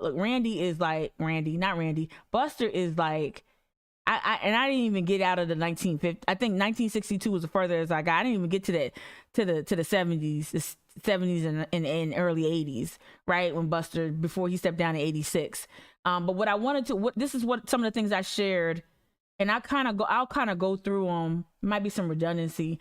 I'll go through them and I'll explain them to you here, because I want to highlight things and add like bubbles and context. I'm working on that. All right, so this is the article that I found. This is when, again, Buster was like, to me, the most active. He took full advantage of his father dying a tragic early death on the train tracks. That family is like the Kennedys for real. Like, the parallels is either the Kennedys or Murder Inc., like literally crime family. It's either crime family, mob ties, or Kennedys. It's the same thing. I'm thinking this family's like cursed or some shit. But like, Kennedys wasn't killing. They died like tragically or something. It feel like these motherfuckers was just out here wilding. Anyway, so this is from 1956. This is with this Murdaugh. For the most part, this is all about Buster. So he's the second one. So O.G. Randolph Murdaugh died on the train tracks in 1940. His son took over from 1940 to 1986, and that's Buster. Who followed Buster was Randy. Randy just died of cancer not too long ago. Randy stayed in office from the 80s when his dad stepped down. Like, he just handed it down like it was their birthright. That's crazy. The justice system is not yours, but they were able to do it. And also do this during the civil rights movement. How the hell wasn't nobody checking this shit? I just don't, even though criminal justice wasn't talked about the way we talk about now, but damn, I know Majeska and John H. McCrae was on this. That's why they locked up John H. McCrae, editor with the Lighthouse and Informer, formerly of Charleston and then of Columbia. That's why they locked him up and put him on a chain gang and got him for libel, some bullshit. Because people were trying to challenge power in so many different ways. But I know the Democratic Party wasn't shit because Majeska was telling us that. All right. So here, Murdaugh in 1956, he posts $10,000 bond, eerily reminiscent of what Alex just pulled. This is when he had to surrender. Okay, let me just read it. Solicitor, I'll make it a little bit larger. Solicitor Randolph Murdaugh of Hampton today surrendered to the U.S. Marshals in Charleston. Murdaugh was indicted on a charge of violating federal whiskey laws. He was bootlegging liquor like crazy. Think Nucky Thompson, think Boardwalk Empire. Okay? Yeah. So yeah, violating whiskey laws. Was released after posting $10,000 bond before U.S. Commissioner Gaines, right before, that's the judge, before U.S. Commissioner Gaines. This says the solicitor was indicted Tuesday by a federal grand jury at Columbia in connection with alleged whiskey conspiracy in Colleton County. A warrant for his arrest was issued Wednesday. The indictment charges that Mr. Murdaugh conspired with a man eerily similar to Alex, conspired with a man to move an illegal still from Hampton to Colleton County to avoid interference from local officers. So the block was hot.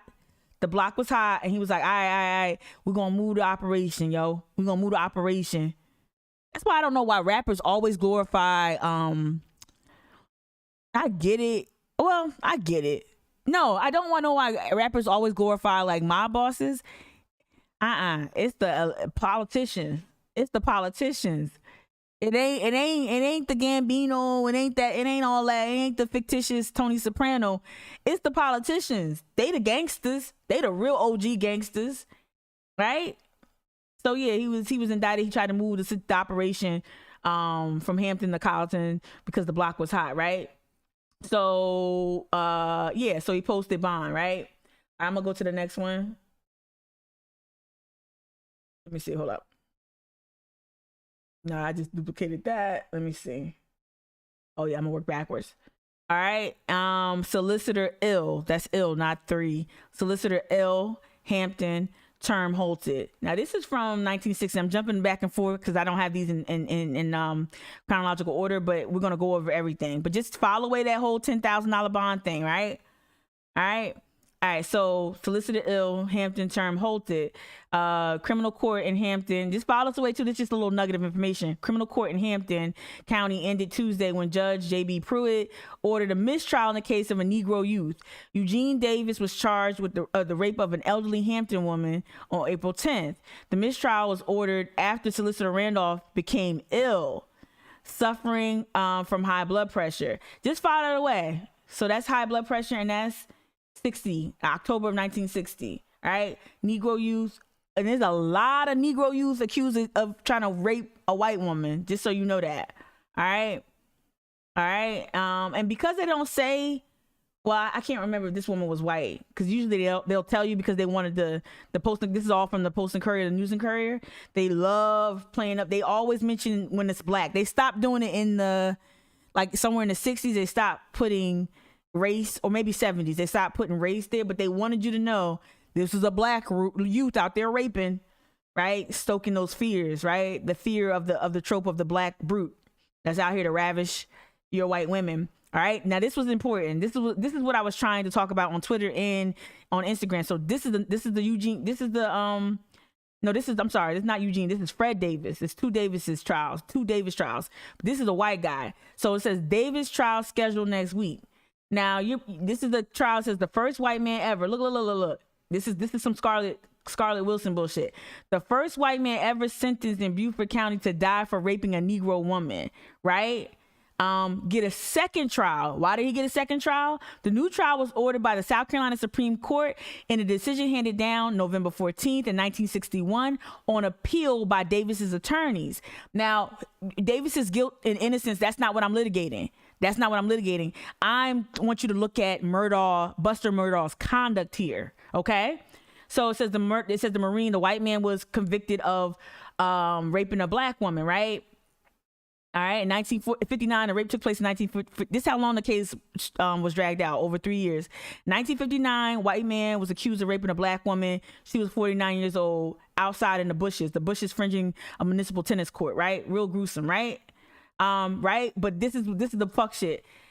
So ordering a new trial for Davis, the Supreme Court ruled an argument by Solicitor Randolph Murdaugh of Hampton to the jury says that if the jury didn't convict this white man, that he would turn the defendant loose.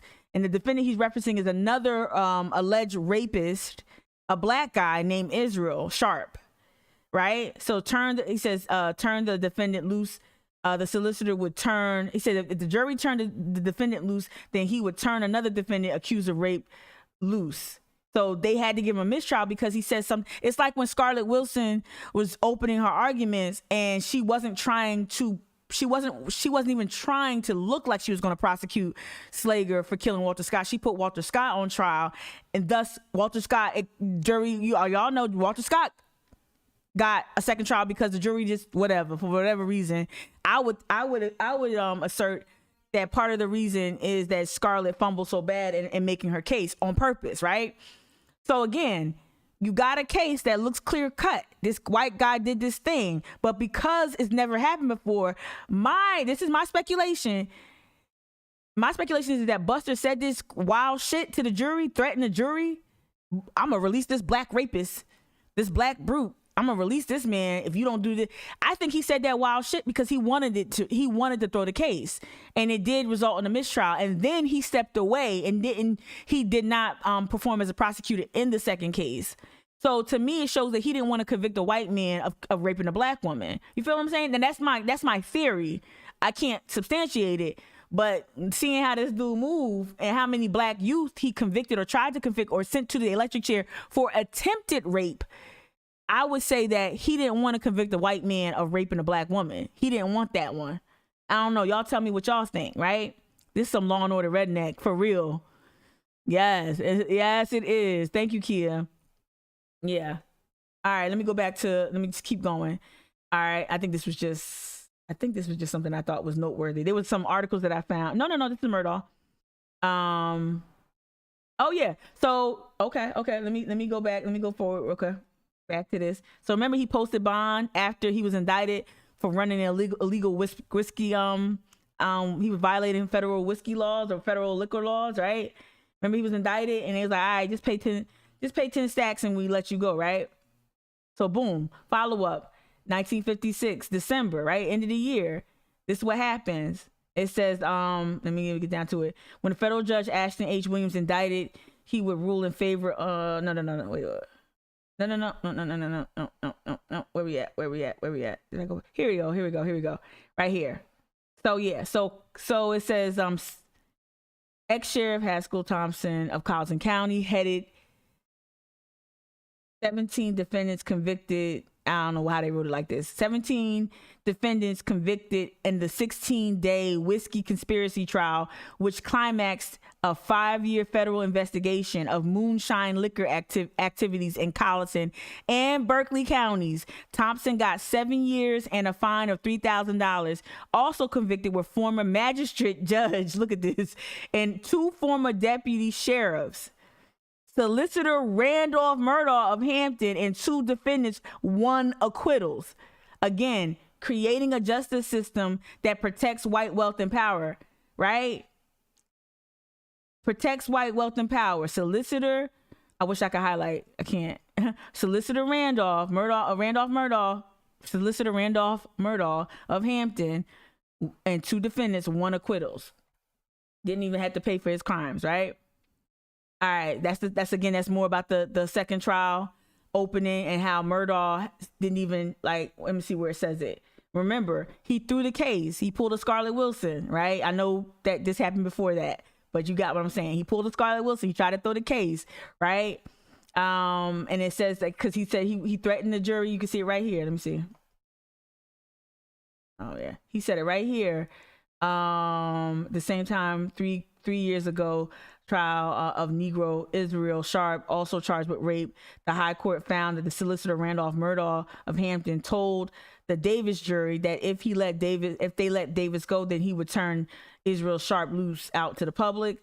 Murdaugh, who has been ill, will be replaced. So even when the dude, when a alleged white rapist, a man alleged of raping a black woman, when it comes back, he gets what? Ill. We saw that again with the other case too, right? My blood pressure. Oh, my tummy. I can't try these cases that would convict a white man of committing a crime against a black person, right? All right. So this is another case that he presided over. This is all Buster, right? This is the family business, y'all. And it seemed like they had it seemed like they this is what the politics of that period really come into play. So to me, and not knowing enough about, like, just knowing my daddy's lived experience, right? Just knowing historically how fears of, and I'll get into that content, fears of the black brute were very real. They were used ever since the fall of Reconstruction. It was used to scare white folks into thinking that black men were just out here raping white women, right? And we know that that was false. We know, I think, shout out to Ida B. Wells and all her work that predates all of this. But her work, Rosa Parks' work, a lot of work from folks, NAACP's work, where they show that no, y'all accusing these black men of rape or attempted rape. All right, and what this became, the fear became a political platform, you could say. So this is speculation, but for me, the Murdaughs understood the sentiments of the white electorate around controlling black movement, controlling black bodies, the desire to disenfranchise black people and keep the vote from them. It feels as if, given how many times he litigated cases, or rather prosecuted cases, where there was a young Negro youth accused of raping a white woman, you could tell that perhaps there were cases that he went after with vigor that would score him political points, given the climate. Does that make sense? It's almost like too many cases throughout the country, let alone South Carolina, of a black man being either falsely accused of rape or whatever. And I'm not saying, not to say that all black men were innocent. I'm not saying that, but that ain't the point. We're talking about disenfranchisement, right? For anybody who's going to take that and just kind of twist those words. But like the way that they kept going after boys for attempted rape. You literally sent, let me just read this. Okay. Negro to die for attack in Allendale. Okay. All right. What you say, Dr. Claw, over here in the chat? You said this is what they do. Law enforcement will move when it's time to clout chase. Absolutely. Absolutely. All right. So Allendale, June 18. This is the year is 1956. All right. So this was written on June 18th, 1956.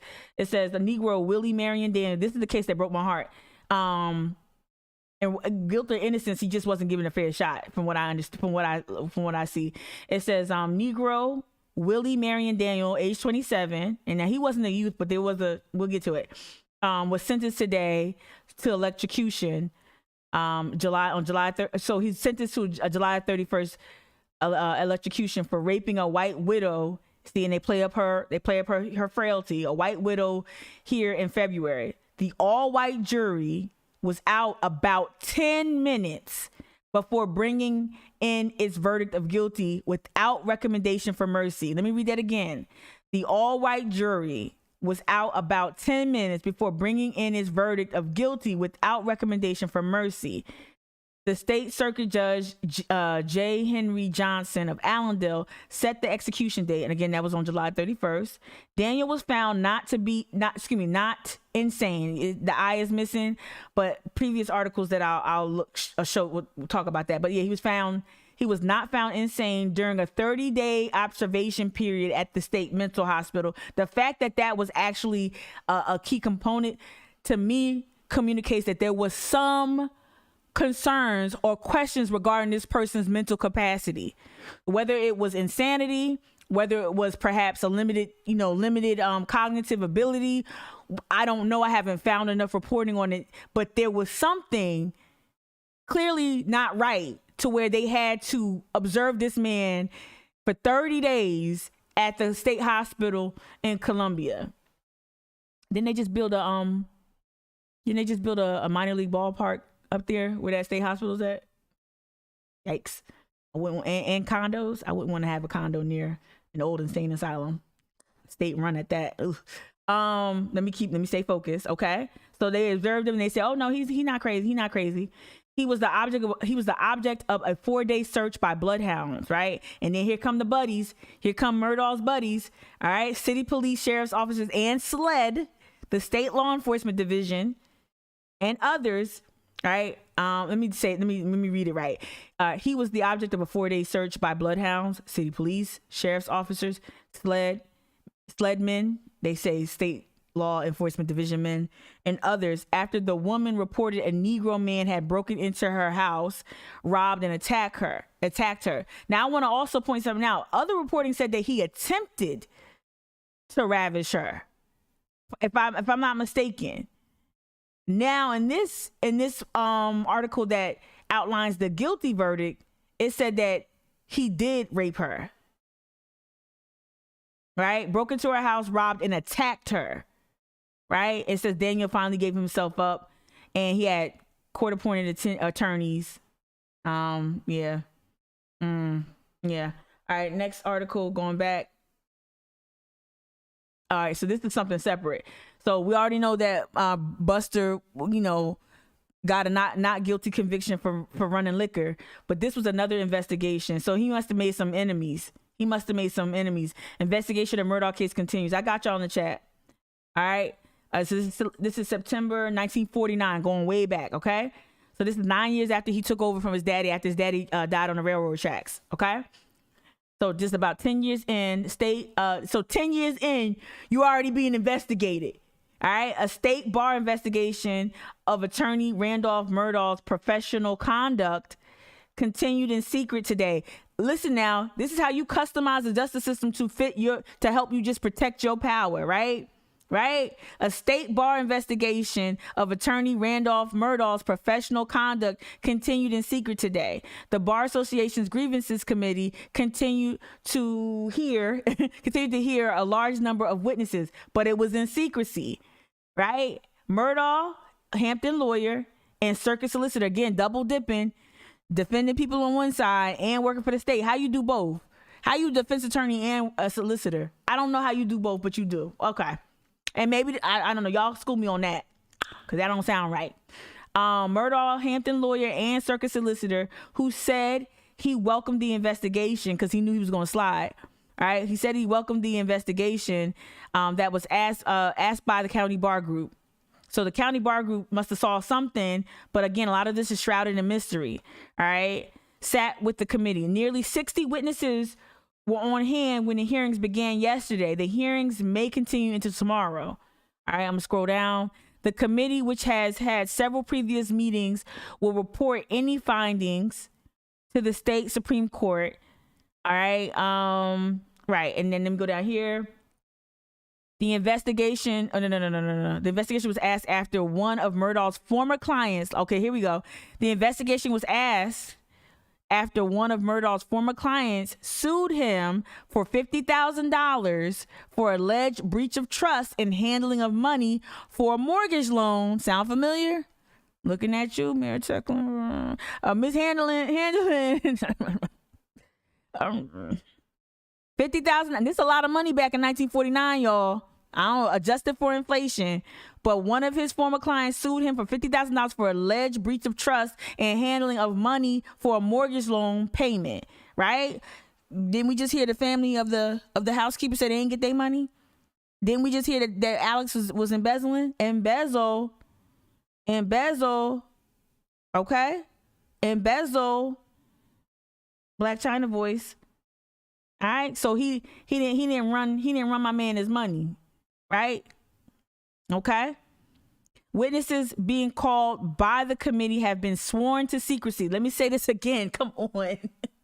This is the whole court system in the state works for them. You're not only able to have this investigation in private, you also have swearing the witnesses to secrecy. You feel me? No transparency. They're not even faking the transparency. This is 9 years into his term. So that means he learned from the best. I don't know enough about Big Daddy Randolph Murdaugh that died on the train tracks. I'm gonna keep saying it because it's real wild, right? But he must have been learning from somebody. Alex learned from somebody. Alex learned from Buster. Buster was still alive. And these Murdaughs, they grew up in the courtrooms. Like they grew up having little like the equivalent of like a ball boy for like a baseball club or a basketball team. That's how they grew up in the courtroom. So they were exposed to how this mechanism works for them and protects the family interest. They were exposed, and I have an article that actually tells you that. I got it queued up. I'm not just saying wild shit, right? Apple don't fall far from the tree. Yup. almost $1 million when you adjust it for inflation. $50,000 in 1949. Woo! Thank you, Evelyn. Thank you. Good morning. All right. So yeah, so sworn to secrecy, all right, and refused to talk to the newsman. All right. No Girl Fridays working on that?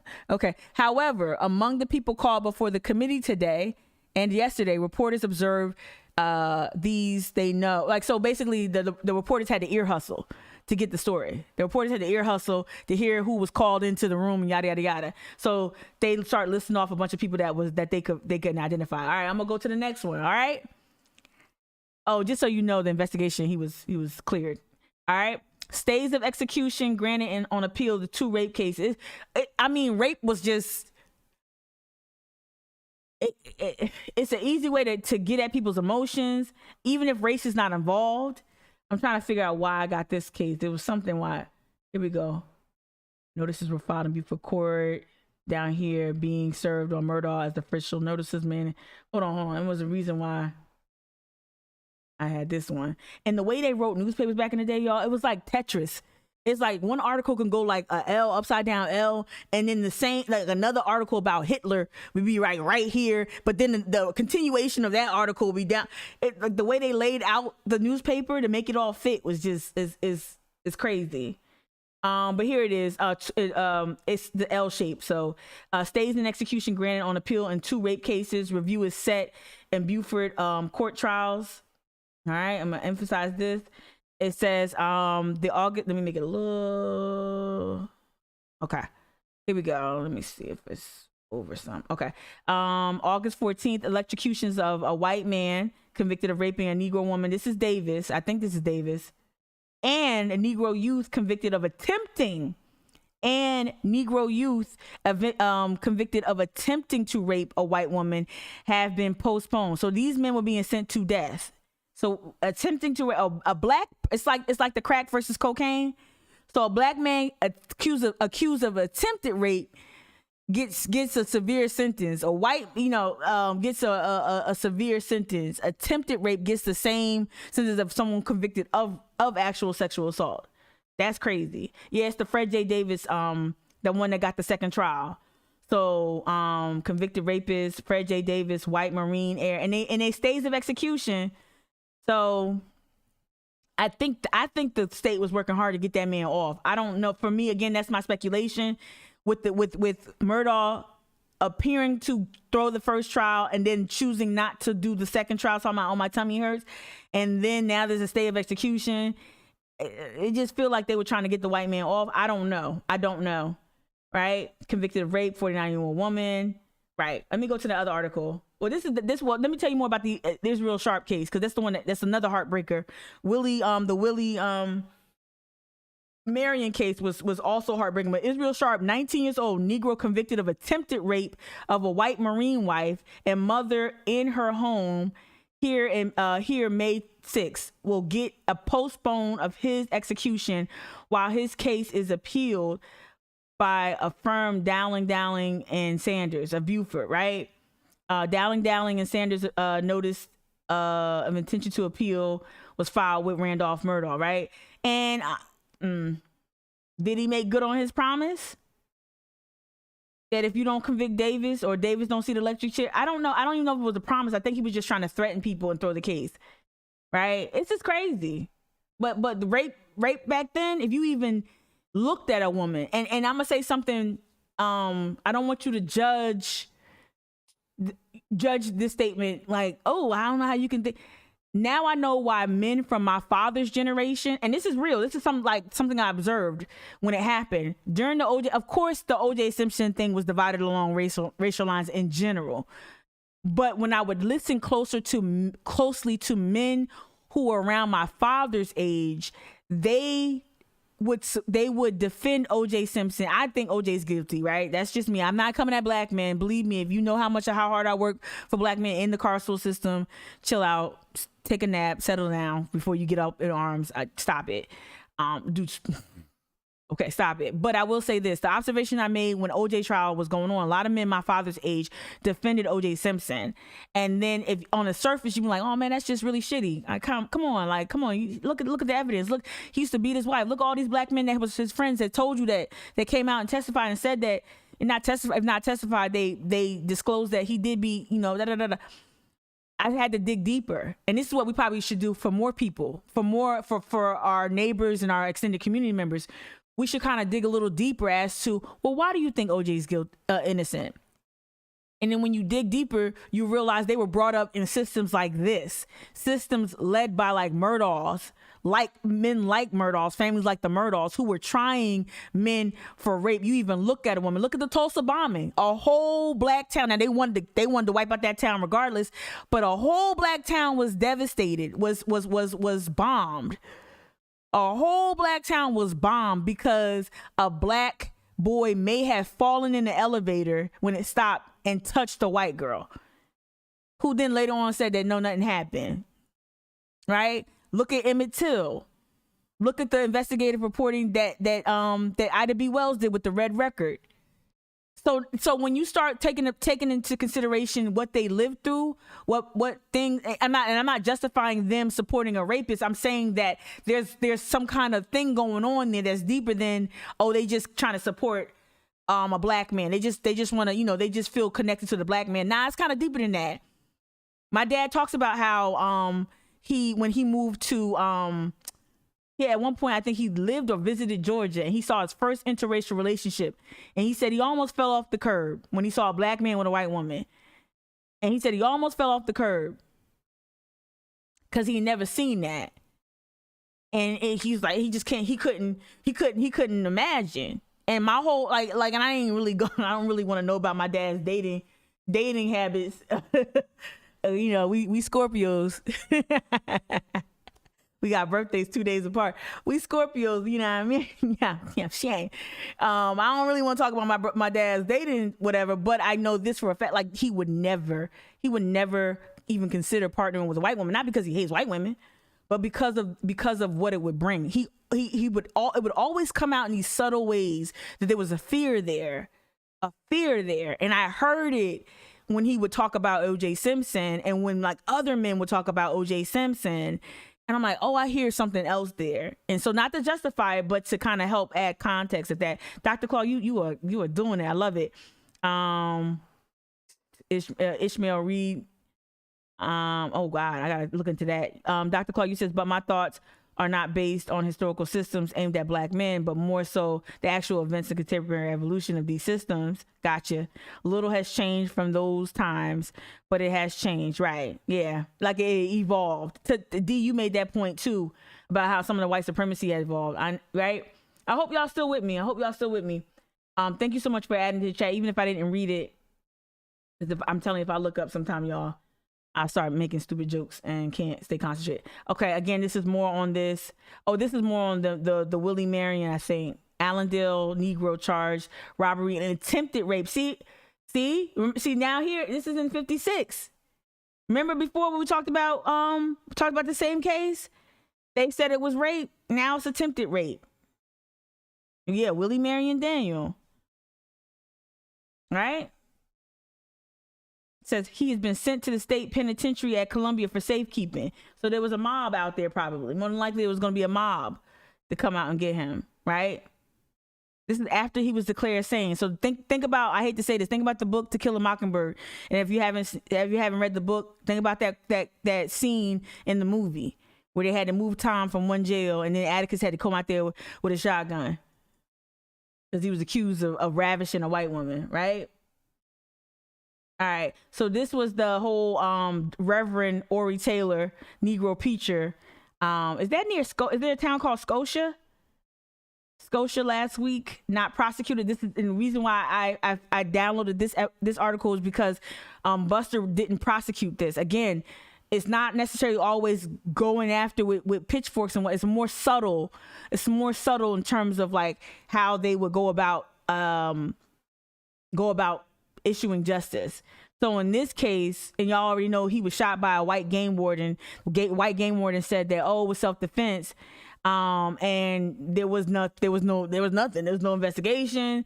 They just said, the case against J. Herman Ziegler, game warden, in connection with the killing of Reverend Ori Taylor, last week, is case against it was dropped. He was not prosecuted, and this was under Buster, right?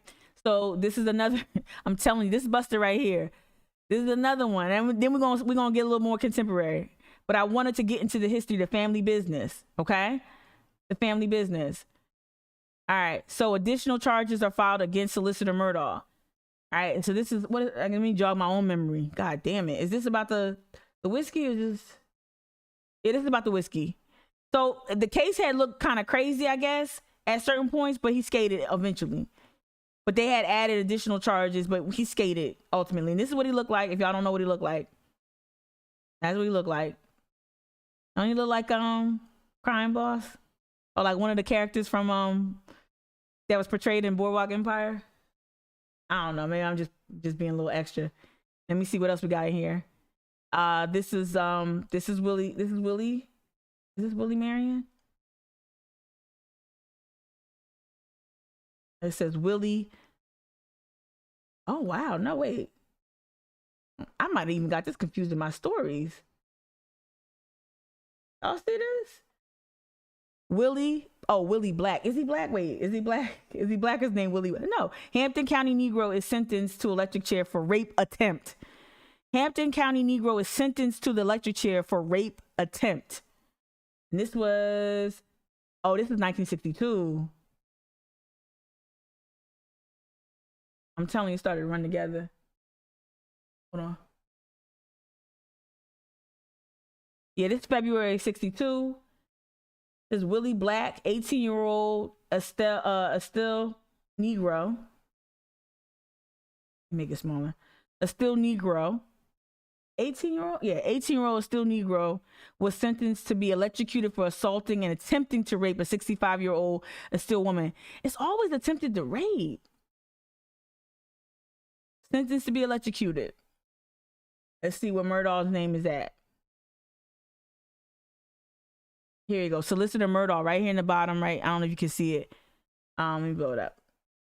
Right here in the bottom of the third column. Solicitor Murdaugh. I got you in the chat. Solicitor Murdaugh said that this is the first electrocution. Oh yeah. So this was. Okay. Is this Randy or is this 62? No. Because he didn't step that. No. This is still Buster. Solicitor Murdaugh said this is the first electrocution sentence to come from this court since he has been in office since 1940.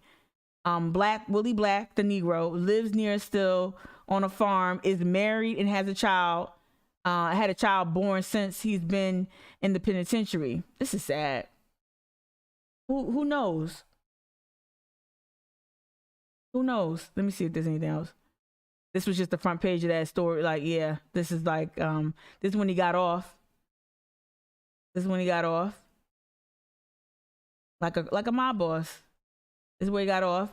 Murdaugh is cleared of charges. And this was October 1956. Randolph Murdaugh, J. Haskell Thompson. So this was what the sheriff, Haskell Thompson, found guilty. Murdaugh acquitted. Family business, y'all. All right. I think, and this is, how'd I get this one? Oh, this is the whiskey trial.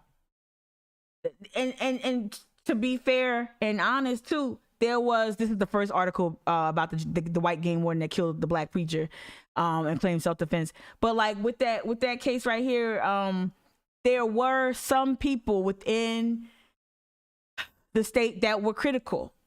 I think, let me go back to this one, that were critical of what happened. Like Murdaugh, criticized by a judge here. He was criticized, like, so it was some dissenting opinion, but not much that made that, at least the paper. And you remember now, News and Courier is explicitly is Breitbart at this point. Like the news, well, I don't want to at this point, but the News and Courier is the OG Breitbart. So there was a concerted effort to have a certain political agenda, and I think you can see that by the coverage of the rapes And it's hard to know what else went on because they chose not to cover. And so when I go to historical Black newspapers, unfortunately, not enough of those papers were cataloged or digitized or saved or archived. So what I was trying to do was go to like Afro Citizen or go to Lighthouse and Informer or go to the Georgetown Planet. I was trying to look at these historical Black papers and see if they were refuting some of the same cases. And it's really hard. It's really hard to find that. Because the Lighthouse Informer only had like 50 issues saved, archived. The rest of them were turned into literal pulp. So it's hard to even cross-reference to see what the Black opinion was, if there were other details, stuff like that. I'm gonna bounce out of it. It's almost too much, y'all. Yeah, I'm gonna bounce out and go to just real quick some things that I found. These are the things that I haven't even had time to really Well, no, this one I read like with my arms folded and my mouth, my bottom lip poked out. So pissed. This right here. Let me just kind of interrupt the Murdaugh family business real quick. This right here, y'all. Hold on, let me see what y'all saying in the chat. DU says, and they can make money off of convict leasing. Let me read the chat. I'm gonna go back and read the chat. Y'all offering up some really good things, right? I look like 13 or 18, but I think it was 18 years old. Because if he was married with kids, yeah. Literally the dirtiest. What if it was a Black family? As some of the responses.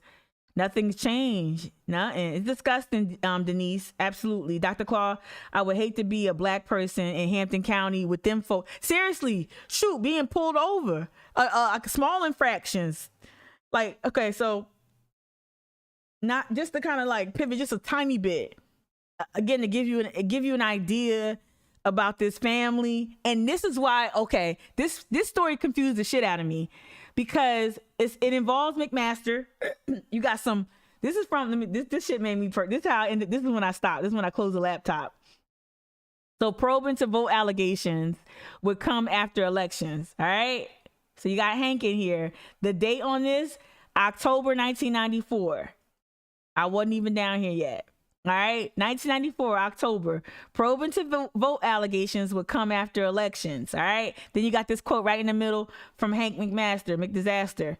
McDisaster said this: "Whoever is on the losing side is going to say there was political motivation. This investigation has got to be squeaky clean." He's like, Mika, what are you bringing this up for? Oh, the Murdaughs was all up in here. The Murdaughs was all up in here because this is when Randy. Randy took over in 86 from his pa, right? So this is the case where it says, so McMaster is the GOP party chairman at this point in 1994. Let me just read the article. If the state grand jury takes up a probe of alleged voting irregularities in Williamsburg County, it won't happen until after next month's election. The Attorney General's office said Thursday the state's grand jury isn't scheduled to convene again until November 15th, after Election Day, a week after the general election. 14th Circuit Solicitor Randy, this is Randy, even though it didn't say it. This is Randy Murdaugh III. Okay. All right. 14th Circuit Solicitor Randy Murdaugh will review a preliminary SLED probe. SLED is that, I'm telling you, it's their own personal, independent investigative body. Investigative body. All right. So Murdaugh, Randy, and SLED, they've been chosen. They've been tapped to probe, to investigate the case, right? Murdaugh was not in his office on Thursday and could not provide immediate comment. The selection of Murdaugh was questioned Thursday by State Republican Party Chairman Henry McMaster.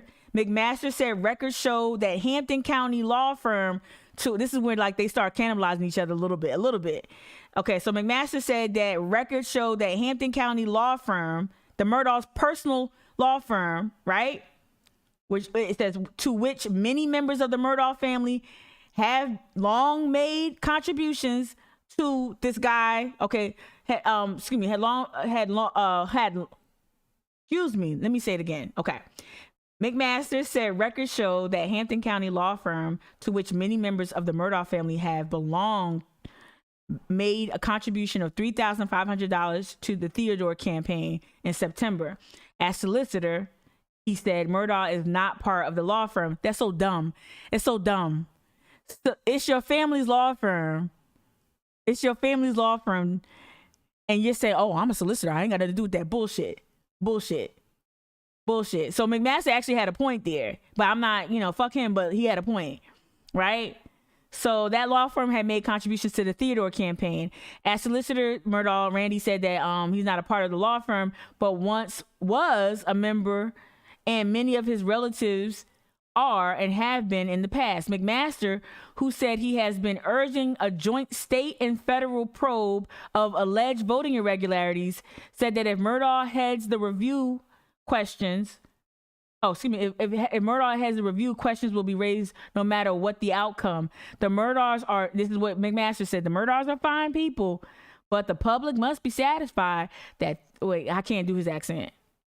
The Murdaughs are fine people. No, I can't do it. Okay, the Murdaughs are fine people, but the public must be satisfied that there's no hidden agenda, no ulterior motive. Even the appearance of conflict of interest must be scrupulously avoided, said McMaster. All right. The point is the investigation has already drawn cries of foul, yada, yada, yada. Then we skip down. Let me get the officials said that they could not specify which campaigns, but the injury reported. Okay, so this was includes the gubernatorial campaign of Lieutenant Governor Nick Theodore. I'm surprised the author, the reporter here didn't say who he was in the beginning, but this was a gubernatorial candidate, a Lieutenant Governor Nick Theodore. He was running for re-election, right? These are the cases.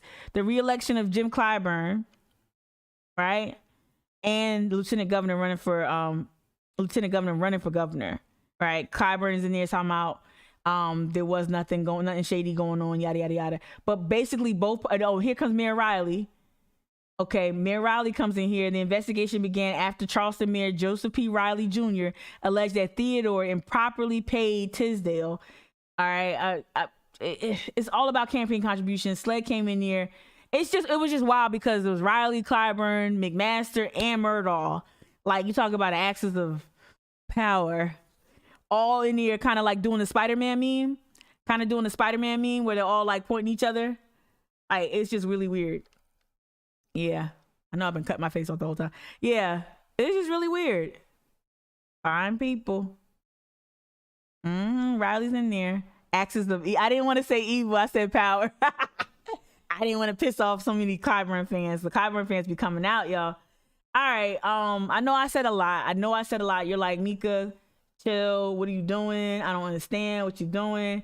Let me bring it back out to the larger point I'm trying to make. The family business is building power, is creating a justice system that serves a select few, and then offering up reprieve to people who play ball. You can see that in a lot of the movement.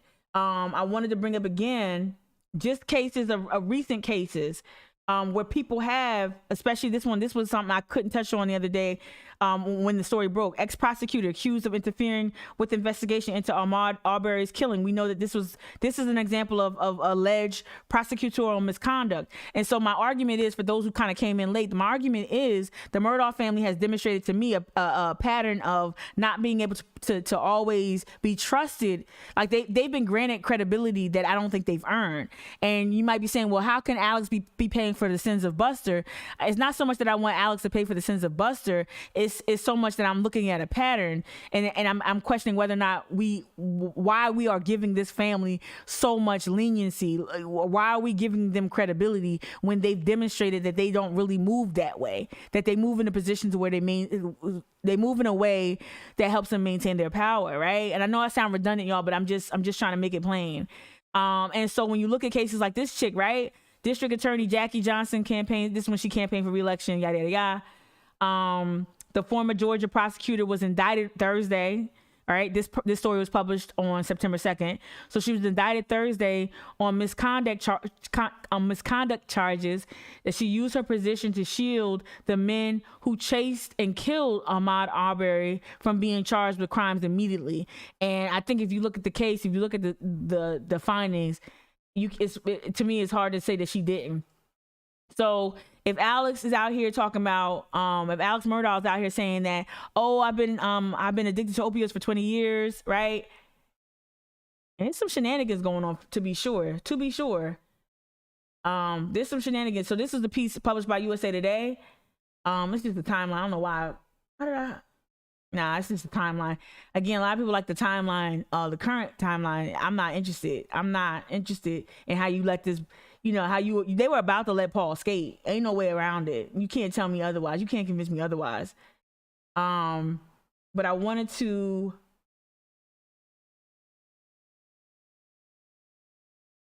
just again lift up that we already watched the video about how the prosecutor holds too much power. I'm trying to get to. Hold on one second.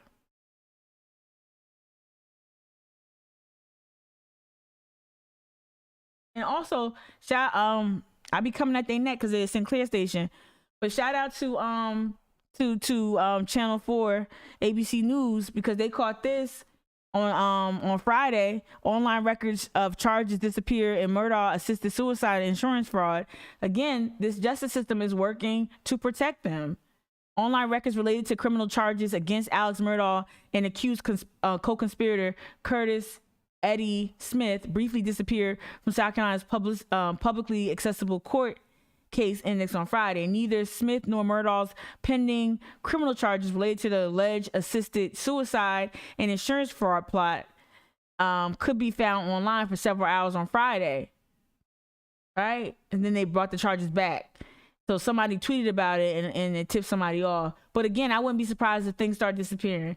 This is another article I wanted to lift up. This is from the Washington Post. Why do prosecutors go after innocent people? Right? We watched the video already. We get how it works. The justice system is not designed to it's just the prosecutors not like they're trying to clear cases.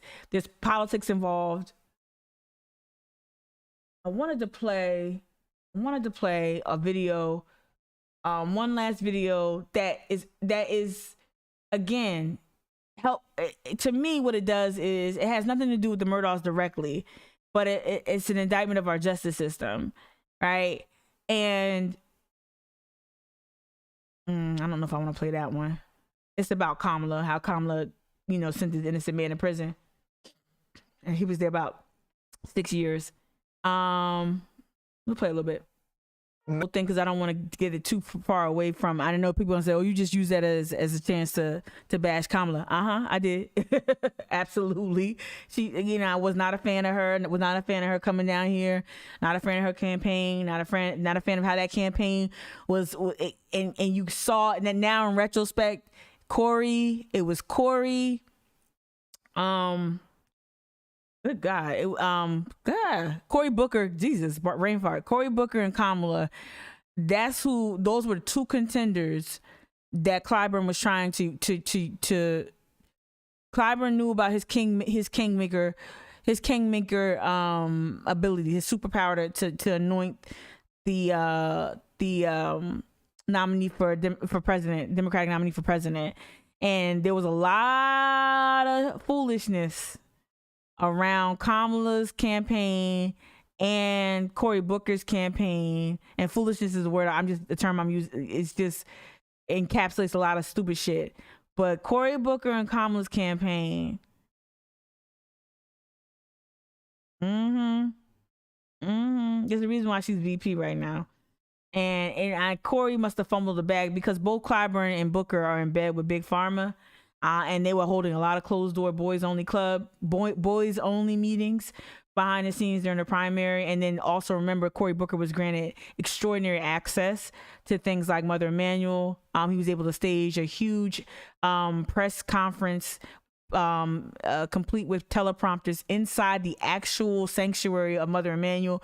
You don't get to do that as a nominee or a candidate for a nominee of the Democratic Party. You don't get to do that without brokering some deals with some big black power brokers here or some wannabe power brokers.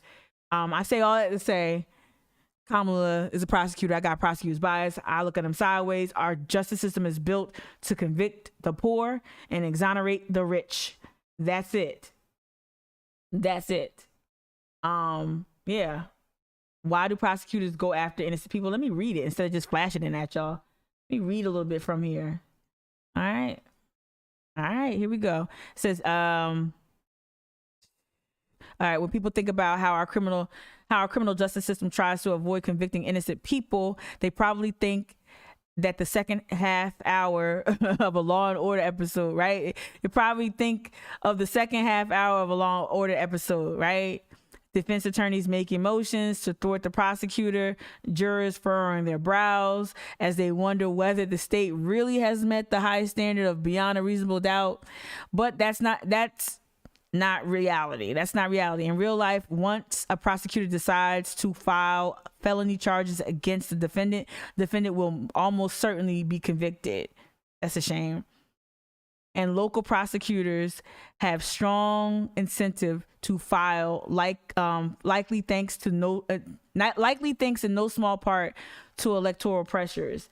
So when you study how our law system is set up, or rather our justice system is set up, when you study that and then you take a closer look at Murdaugh Inc., the family business, you can't help but think about how you can't help but to question their track record in the classroom. And now you compound that with Alex Murdaugh's you can't even like just act right. You can't even act right. And so what the activists on the ground have been asking me to do is like, hey, won't you look into for those who don't know, and I'm about to dip. For those who don't know, this is the Buster we talking about. This is an older picture of Buster. This is the one, and this is old OG Randy. Randy's the one that got hit by a train. And this is Randy, who just died of cancer, right? So if you were trying to, I finally got him straight. Okay, right? And Dr. Claw, right? To convict the poor. Yep. KCJ 18, not surprised because many juries think it's their job to convict instead of act in the best interest of the people. KCJ 18. Yep. He said it looks like Dick Cheney, doesn't it, Evelyn? It looks like Dick Cheney. I want to reopen one of those files, those reports. Also too, y'all, I was asked to look closer at that when Alex turned himself in. Look at those proceedings. We're not going to do it today, but look at those proceedings. Was there communication between Dick Harpootlian and the judge, where Dick Harpootlian was suggesting that he didn't want something to be overheard by the press or disclosed to the press? There was a lot of communication. You saw Alex Murdaugh tap the hand of the black bailiff and shake his hand and like an acknowledgement. Hey, bailiff, as if he's the bailiff of Judge Judy or some shit. Hey, it's good to see you. You remember me, right? I used to be in here hanging your folks. Like, I don't know. Too. That's the commentary I gave. That's the Mystery Science Theater effect that I have when I see Alex just shaking the hand of the bailiff or the law enforcement official in there that's like shackling his hands or whatever. Like, there's a lot of communication between the staff in the courtroom or the personnel in the courtroom and either Harpootlian and Murdaugh. A lot of communication. Of course, they know him, that he has a presence. His entire family does. But I thought that was really odd. Okay, I wanted to go back to that one article. I keep doing it. I keep doing this stupid stuff. All right, I want to open up that one article that, to me, so I talked a lot about the justice system. I've talked about how this family has basically shaped this justice system in a way to only serve their interests or interests of their friends and allies, and maybe only strong language. I don't care. You don't stay in power for 90 something years, for 100 years, because you sell cotton candy and kiss puppies and save kittens from trees. So this article blew me away. This is in 93, right? So this is before that probe that McMaster was like all talking greasy about, right? Before that probe into Clyburn and Riley and Theodore, such and such and so on. This was a year before. I think this is when Randy started to get a little bit more. He started to get his stride. And this was this is why when y'all read the news, when you read the news, when you watch the news, when you listen to the news, you really have to think critically. Now, first of all, the name of this publication, I guess it was published in the state newspaper, but can y'all see at the top? Bob, I can't say his last, Kudalek, I don't know. Bob K. from Night Rider newspapers. Can y'all, if anyone knows what that is, that sounds mad clannish, but Night Rider newspapers, but it was in the state newspaper because I was researching the state newspaper, right? So it's published in the state newspaper August 15, 1993. The title of the article is Solicitor with History to Prosecute Police. This was a well-placed article. Bob was asked to pen this piece, right? This piece shows you the coziness with the press.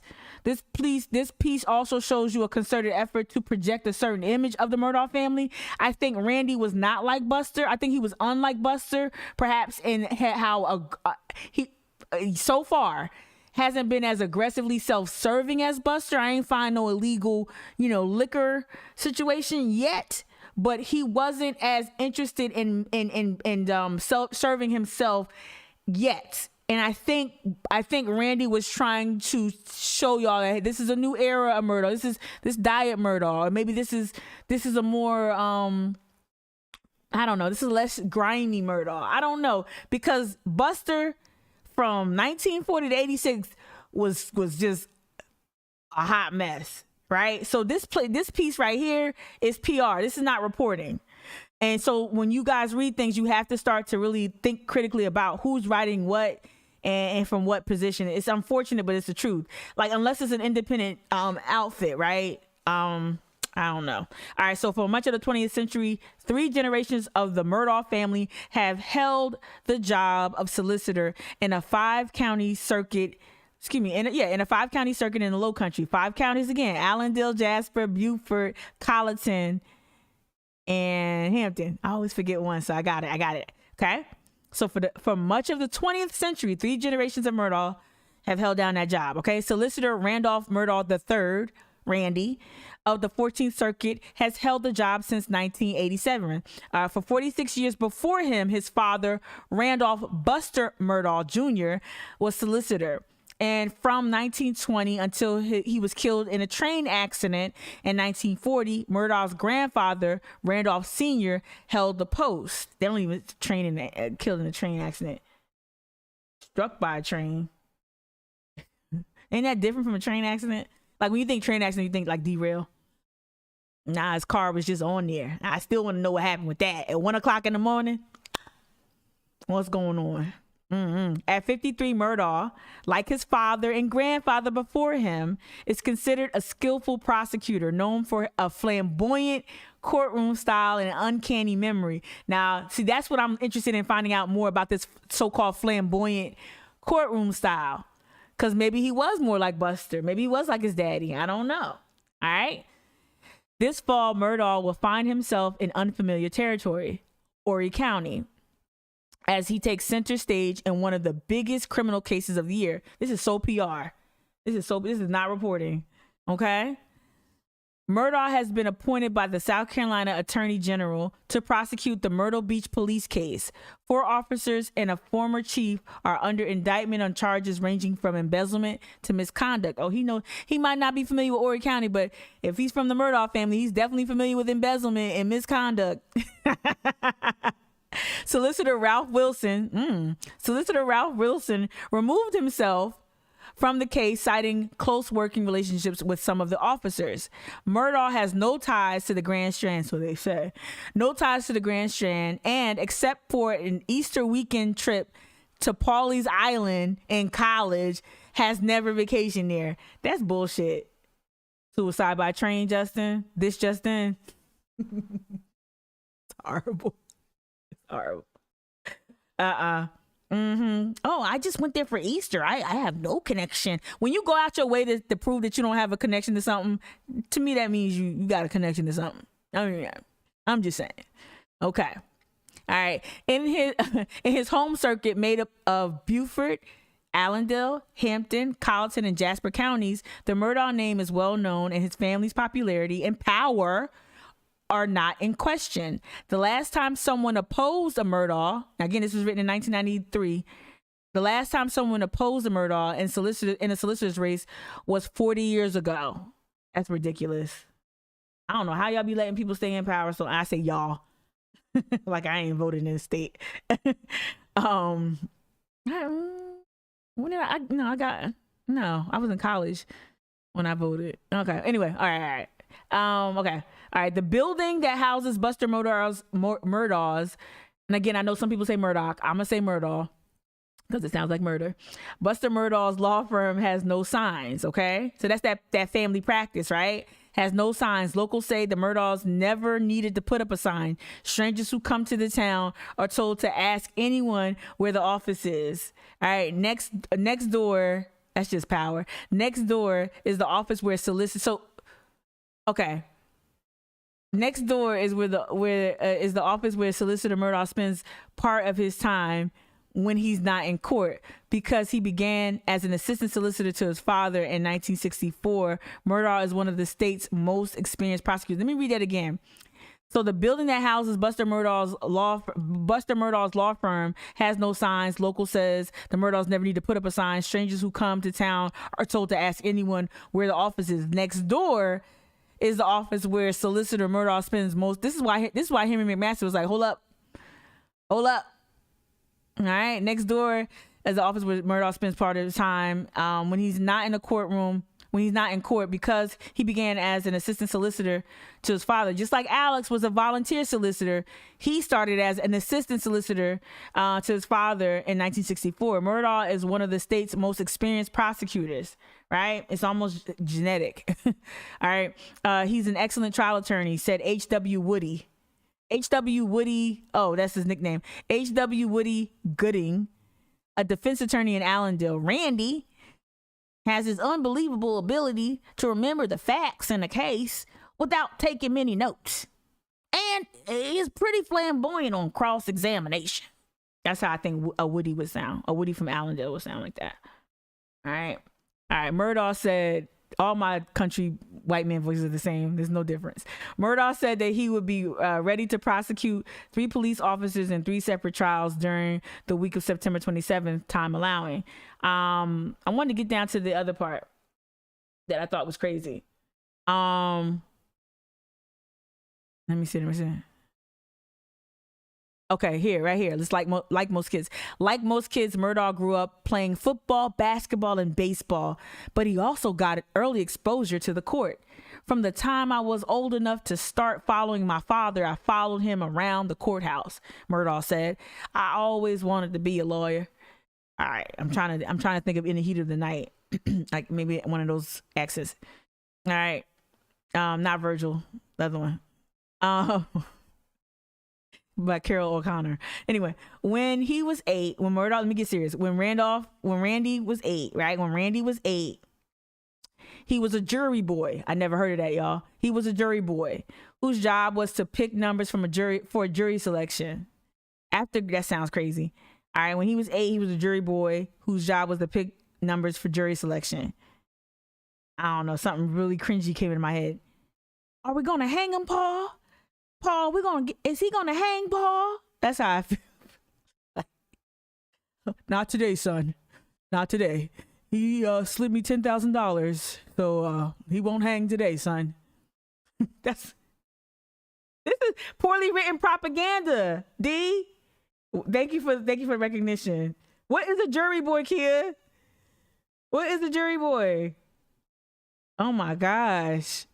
All right. Hey, Paul. No, okay, stop. All right. After graduating from Wade Hampton High School, Murdaugh went to the University of South Carolina and earned an undergraduate degree. And in 1964, graduated from the University of South Carolina Law School.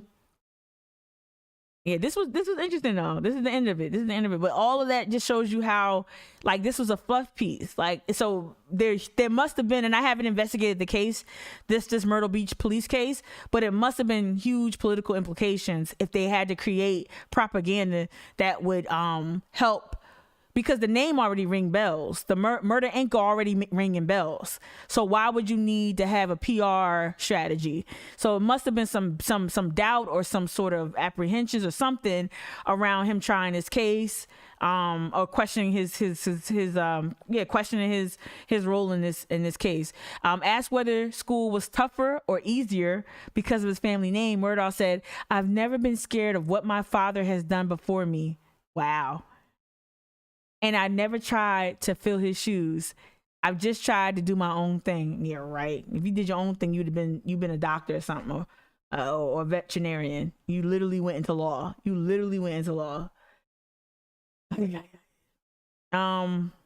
That was a lot. I thank y'all. I'm trying to get it organized so people can go and read for themselves. Yes, I added my own. I came up with my own theories, but I think the way this case is being presented to the public, via podcast form and print, I think that's what other people are doing as well, offering up theories. You know how many harebrained theories I've heard about the Murdaughs, like real crazy cockamamie stuff.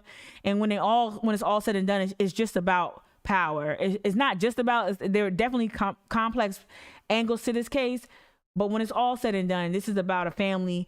This is about consolidating power. This is about maintaining power, and you don't do that by just They're running unopposed. So if you're running unopposed, that means that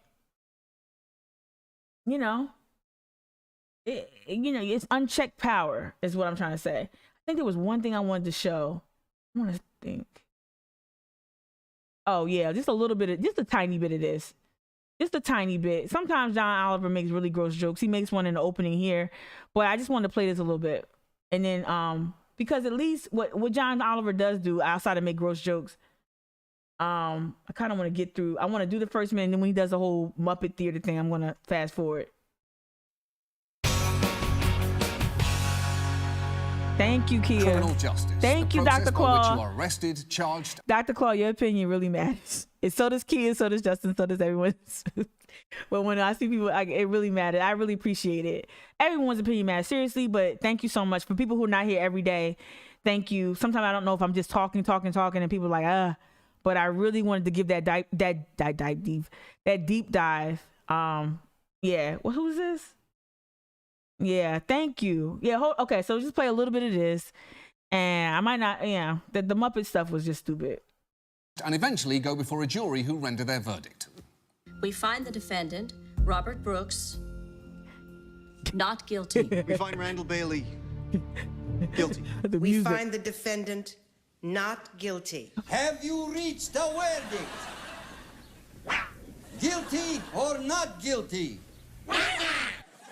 Stupid. And prisons, and skip over a crucial element there: prosecutors, the attorneys who work for the federal, state, and local government and bring cases to trial. There are roughly 2,500 DA's offices all around the country, and they have a surprising amount of influence at almost every single stage of the criminal justice system, because prosecutors decide whether you get charged and what you get charged with, and therefore heavily influence what kind of sentence you could face. And you sort of know deep down how important they are because of a little phrase that crops up constantly in local news crime stories. Ultimately, it'll be prosecutors who decide whether charges will be filed. Prosecutors will decide whether to file criminal charges. Prosecutors will decide what happens next. Prosecutors will decide. Prosecutors will decide. Prosecutors will decide. Prosecutors will decide. Prosecutors will decide.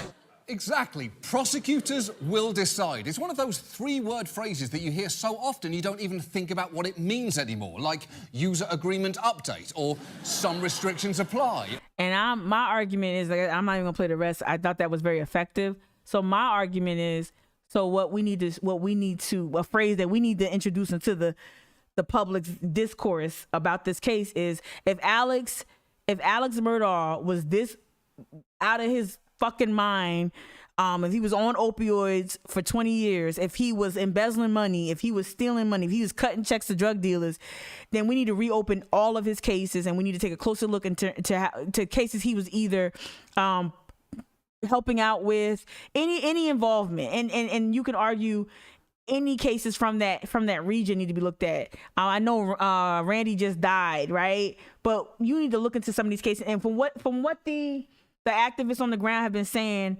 about What is this? Oh, okay. Sorry. I got a thing. Got an email. I think, and I'm pulling up the articles that. So there are cases being tried now. I don't know the details of everything, but there's a Walterboro woman who's in jail, no bond. She's accused of participating in a triple homicide, double homicide. There's a man with there's a young man with no priors down there within the jurisdiction of the 14th Circuit solicitor who had no priors but received 25-year sentence for robbery. There's a lot of cases with black faces that have gotten, just like the attempted rape versus rape convictions in Buster's jurisdiction. There are so many cases that just don't seem like they were fair. They don't seem fair. Look, it seems as if there was something else going on, where black people receive these really heavy sentences and white folks charged with felony DUI, a white woman charged with felony DUI hitting somebody, and she's able to skate. And so there are questions raised about, hey, we already knew that this justice system was unfair, right? And that black people disproportionately went to jail for more severe sentences. We already know that, right? We know that either anecdotally or we know that through reporting and through just research. But now we need to look at Alex Murdaugh's caseload. And anytime he served as a volunteer solicitor, anytime he was anywhere near that 14th Circuit solicitor's office, we need to reopen those cases and look into that. We also need to look at whether or not Murdaugh family influence, because what it looks like, Randy did still wield power. Even if he was less active in the courtroom, he still was largely influential and made decisions on who would prosecute which cases, into the 90s and even, like, I guess you would say, because he stepped down in 2005. He stepped down in 2005. So into the 90s and early 2000s. So there are cases that we need to look into. And if they were in this much, if Alex was in this much financial distress, how does that impact his performance in the courtroom? So I want to introduce prosecutorial misconduct, or any legal terms that are in that realm. That's the thing that we need to also focus on. Okay, get your fix with your favorite Murdaugh podcast. Get your, Google it and find out what the Today Show is talking about. But I really do hope people put enough energy into actually looking into our justice system and seeing who was injured by this family. And if you don't want to go as far back as 1949 or 1920, that's cool. I can do that. But just go look at the last 10 to 15 years. Look at the last 20 years. Look at this justice system. See who was injured by this family. See who fell prey to this family's wildly ambitious and powerful. Fell prey to their greed. See who fell prey to their greed and their political influence. And I'm telling you, y'all, it's almost endless. I'm gonna jump into this is gonna sound wild. I'm gonna jump into Randy, like my own version of Magic School Bus, and I'm gonna get into Randy's cases and look at his flamboyant style, and see what's going on there. But I invite you all to do the same thing. They are layers, D. Instead of just looking at injustices within the courtroom, we need to look at the lead up and the actual prosecution, dirty deals being done. Yes, for sure. All right, Kia, you asked a question. Let's bet how long before a Murdaugh. Oh yeah, they already bought the rights. HBO, and this is my dismount. I'm gonna go for real. Yeah, we saw what? HBO Max. Let me see. Buys rights. I'm just gonna do basic. Buys rights to Murdaugh. If somebody takes the title Murdaugh Inc., they got it from me. Said I ain't copyrighting it, but I googled it already. There's no podcast called Murdaugh Inc. Nothing. See if that's gonna be the name of something. Yeah, okay. Let me see. Okay. No. Let me go back. I think HBO Max. Let me see. I sworn it was a couple people. There's a couple people who, companies. Let me see if y'all say it. Yeah, I don't know. I want to say HBO Max. Somebody sent me. Y'all been sending me mad stuff. Yeah. Murdaugh Mysteries spark Hollywood frenzy. Here we go. New York. It's fucked New York Post all day, but this is entertainment. This is If you're gonna read anything from the New York Post, read something on entertainment. Don't read the news. Don't get your news from the New York Post. Murdaugh murder mysteries reportedly spark Hollywood frenzy. HBO Max the first to order documentary series. I hope they go all the way back. Yeah. And yeah, of course, look at Fitz News getting all the glory. Fuck Fitz News. And again, it's going to center whiteness. It's going to center this white family. It's going to position what happened to the family as a tragedy. And I'm not saying that this wasn't a tragic death. Like, homicide is disgusting and it is tragic. No one should be murdered, right? But I don't, that's not the tragedy is that Negro boy 18 being sent to the electric chair. That's the tragedy. That's also a tragedy. Tragedy is being attempted of ravishing a white woman and being sentenced to death. Not, that's tragic. Tragic is not being able to get any bond while Alex can get bonded out on his own personal recognizance because he swallows pills and it's not crack. It's opioids, right? That's the injustice. That's the tragedy that and again, this is my criticism of the coverage of the Murdaughs is that it centers this white family and they keep calling us a fall from grace. Baby, you saw how Buster was wilding. Ain't no grace, baby. That wasn't no grace. It wasn't no grace. No. Fall from grace. No, sir. I have several seats. Okay. So it's being positioned as fall from grace. And I think to the podcast, shout out to this just then. Shout out to this just then. In our exchange last week regarding the podcast from Fitz News, is fuck Fitz News all day. But Justin, your observations was that you thought Mandy's work was very strong on the podcast, and she approached it as a reporter. And what I did see, I can't give Fitz News the clicks. I just can't do it. But what I did was I read the synopsis of each episode, and it seems as if she is trying to honor the lives of those who died in this Murdaugh universe. So that's cool. But there's a bunch of people who died in jail in the Murdaugh universe as well. There's a lot of people who died not in jail.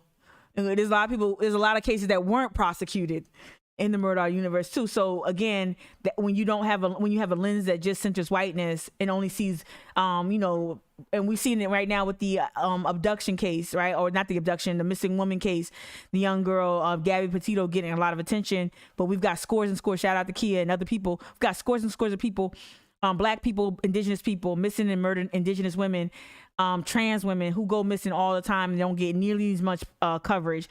And I think the same thing is happening, especially with this young girl right here, the Mallory young woman. I think there's going to be a tendency to just focusing on this loss of life and whiteness and this quote unquote fall from grace. It's kind of like, I love the we just talked about The Crown real quick and I'm a dip, but like I think why people like The Crown, especially this last season, is because you're starting to see it shows the royal family for what it really is. Now they glamorize a lot of shit, but the family was fucked up and dysfunctional, right?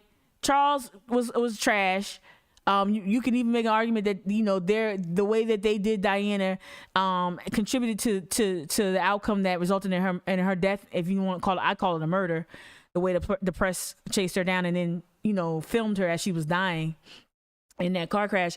I think people are ready to see the real, and not just Alex as the bad actor or Paul, but no, the whole family is full of rotten apples. It's a rotten orchard, and we need to look into it. All right. Bye, Brianne. I'm going to say bye. All right. Bye, everybody. This is a long one, but I hope you hung in there. All right. Take care of yourself. See you tomorrow. See you tomorrow at 7:30. Got a good one for tomorrow, too. Not about this family. All right. Bye.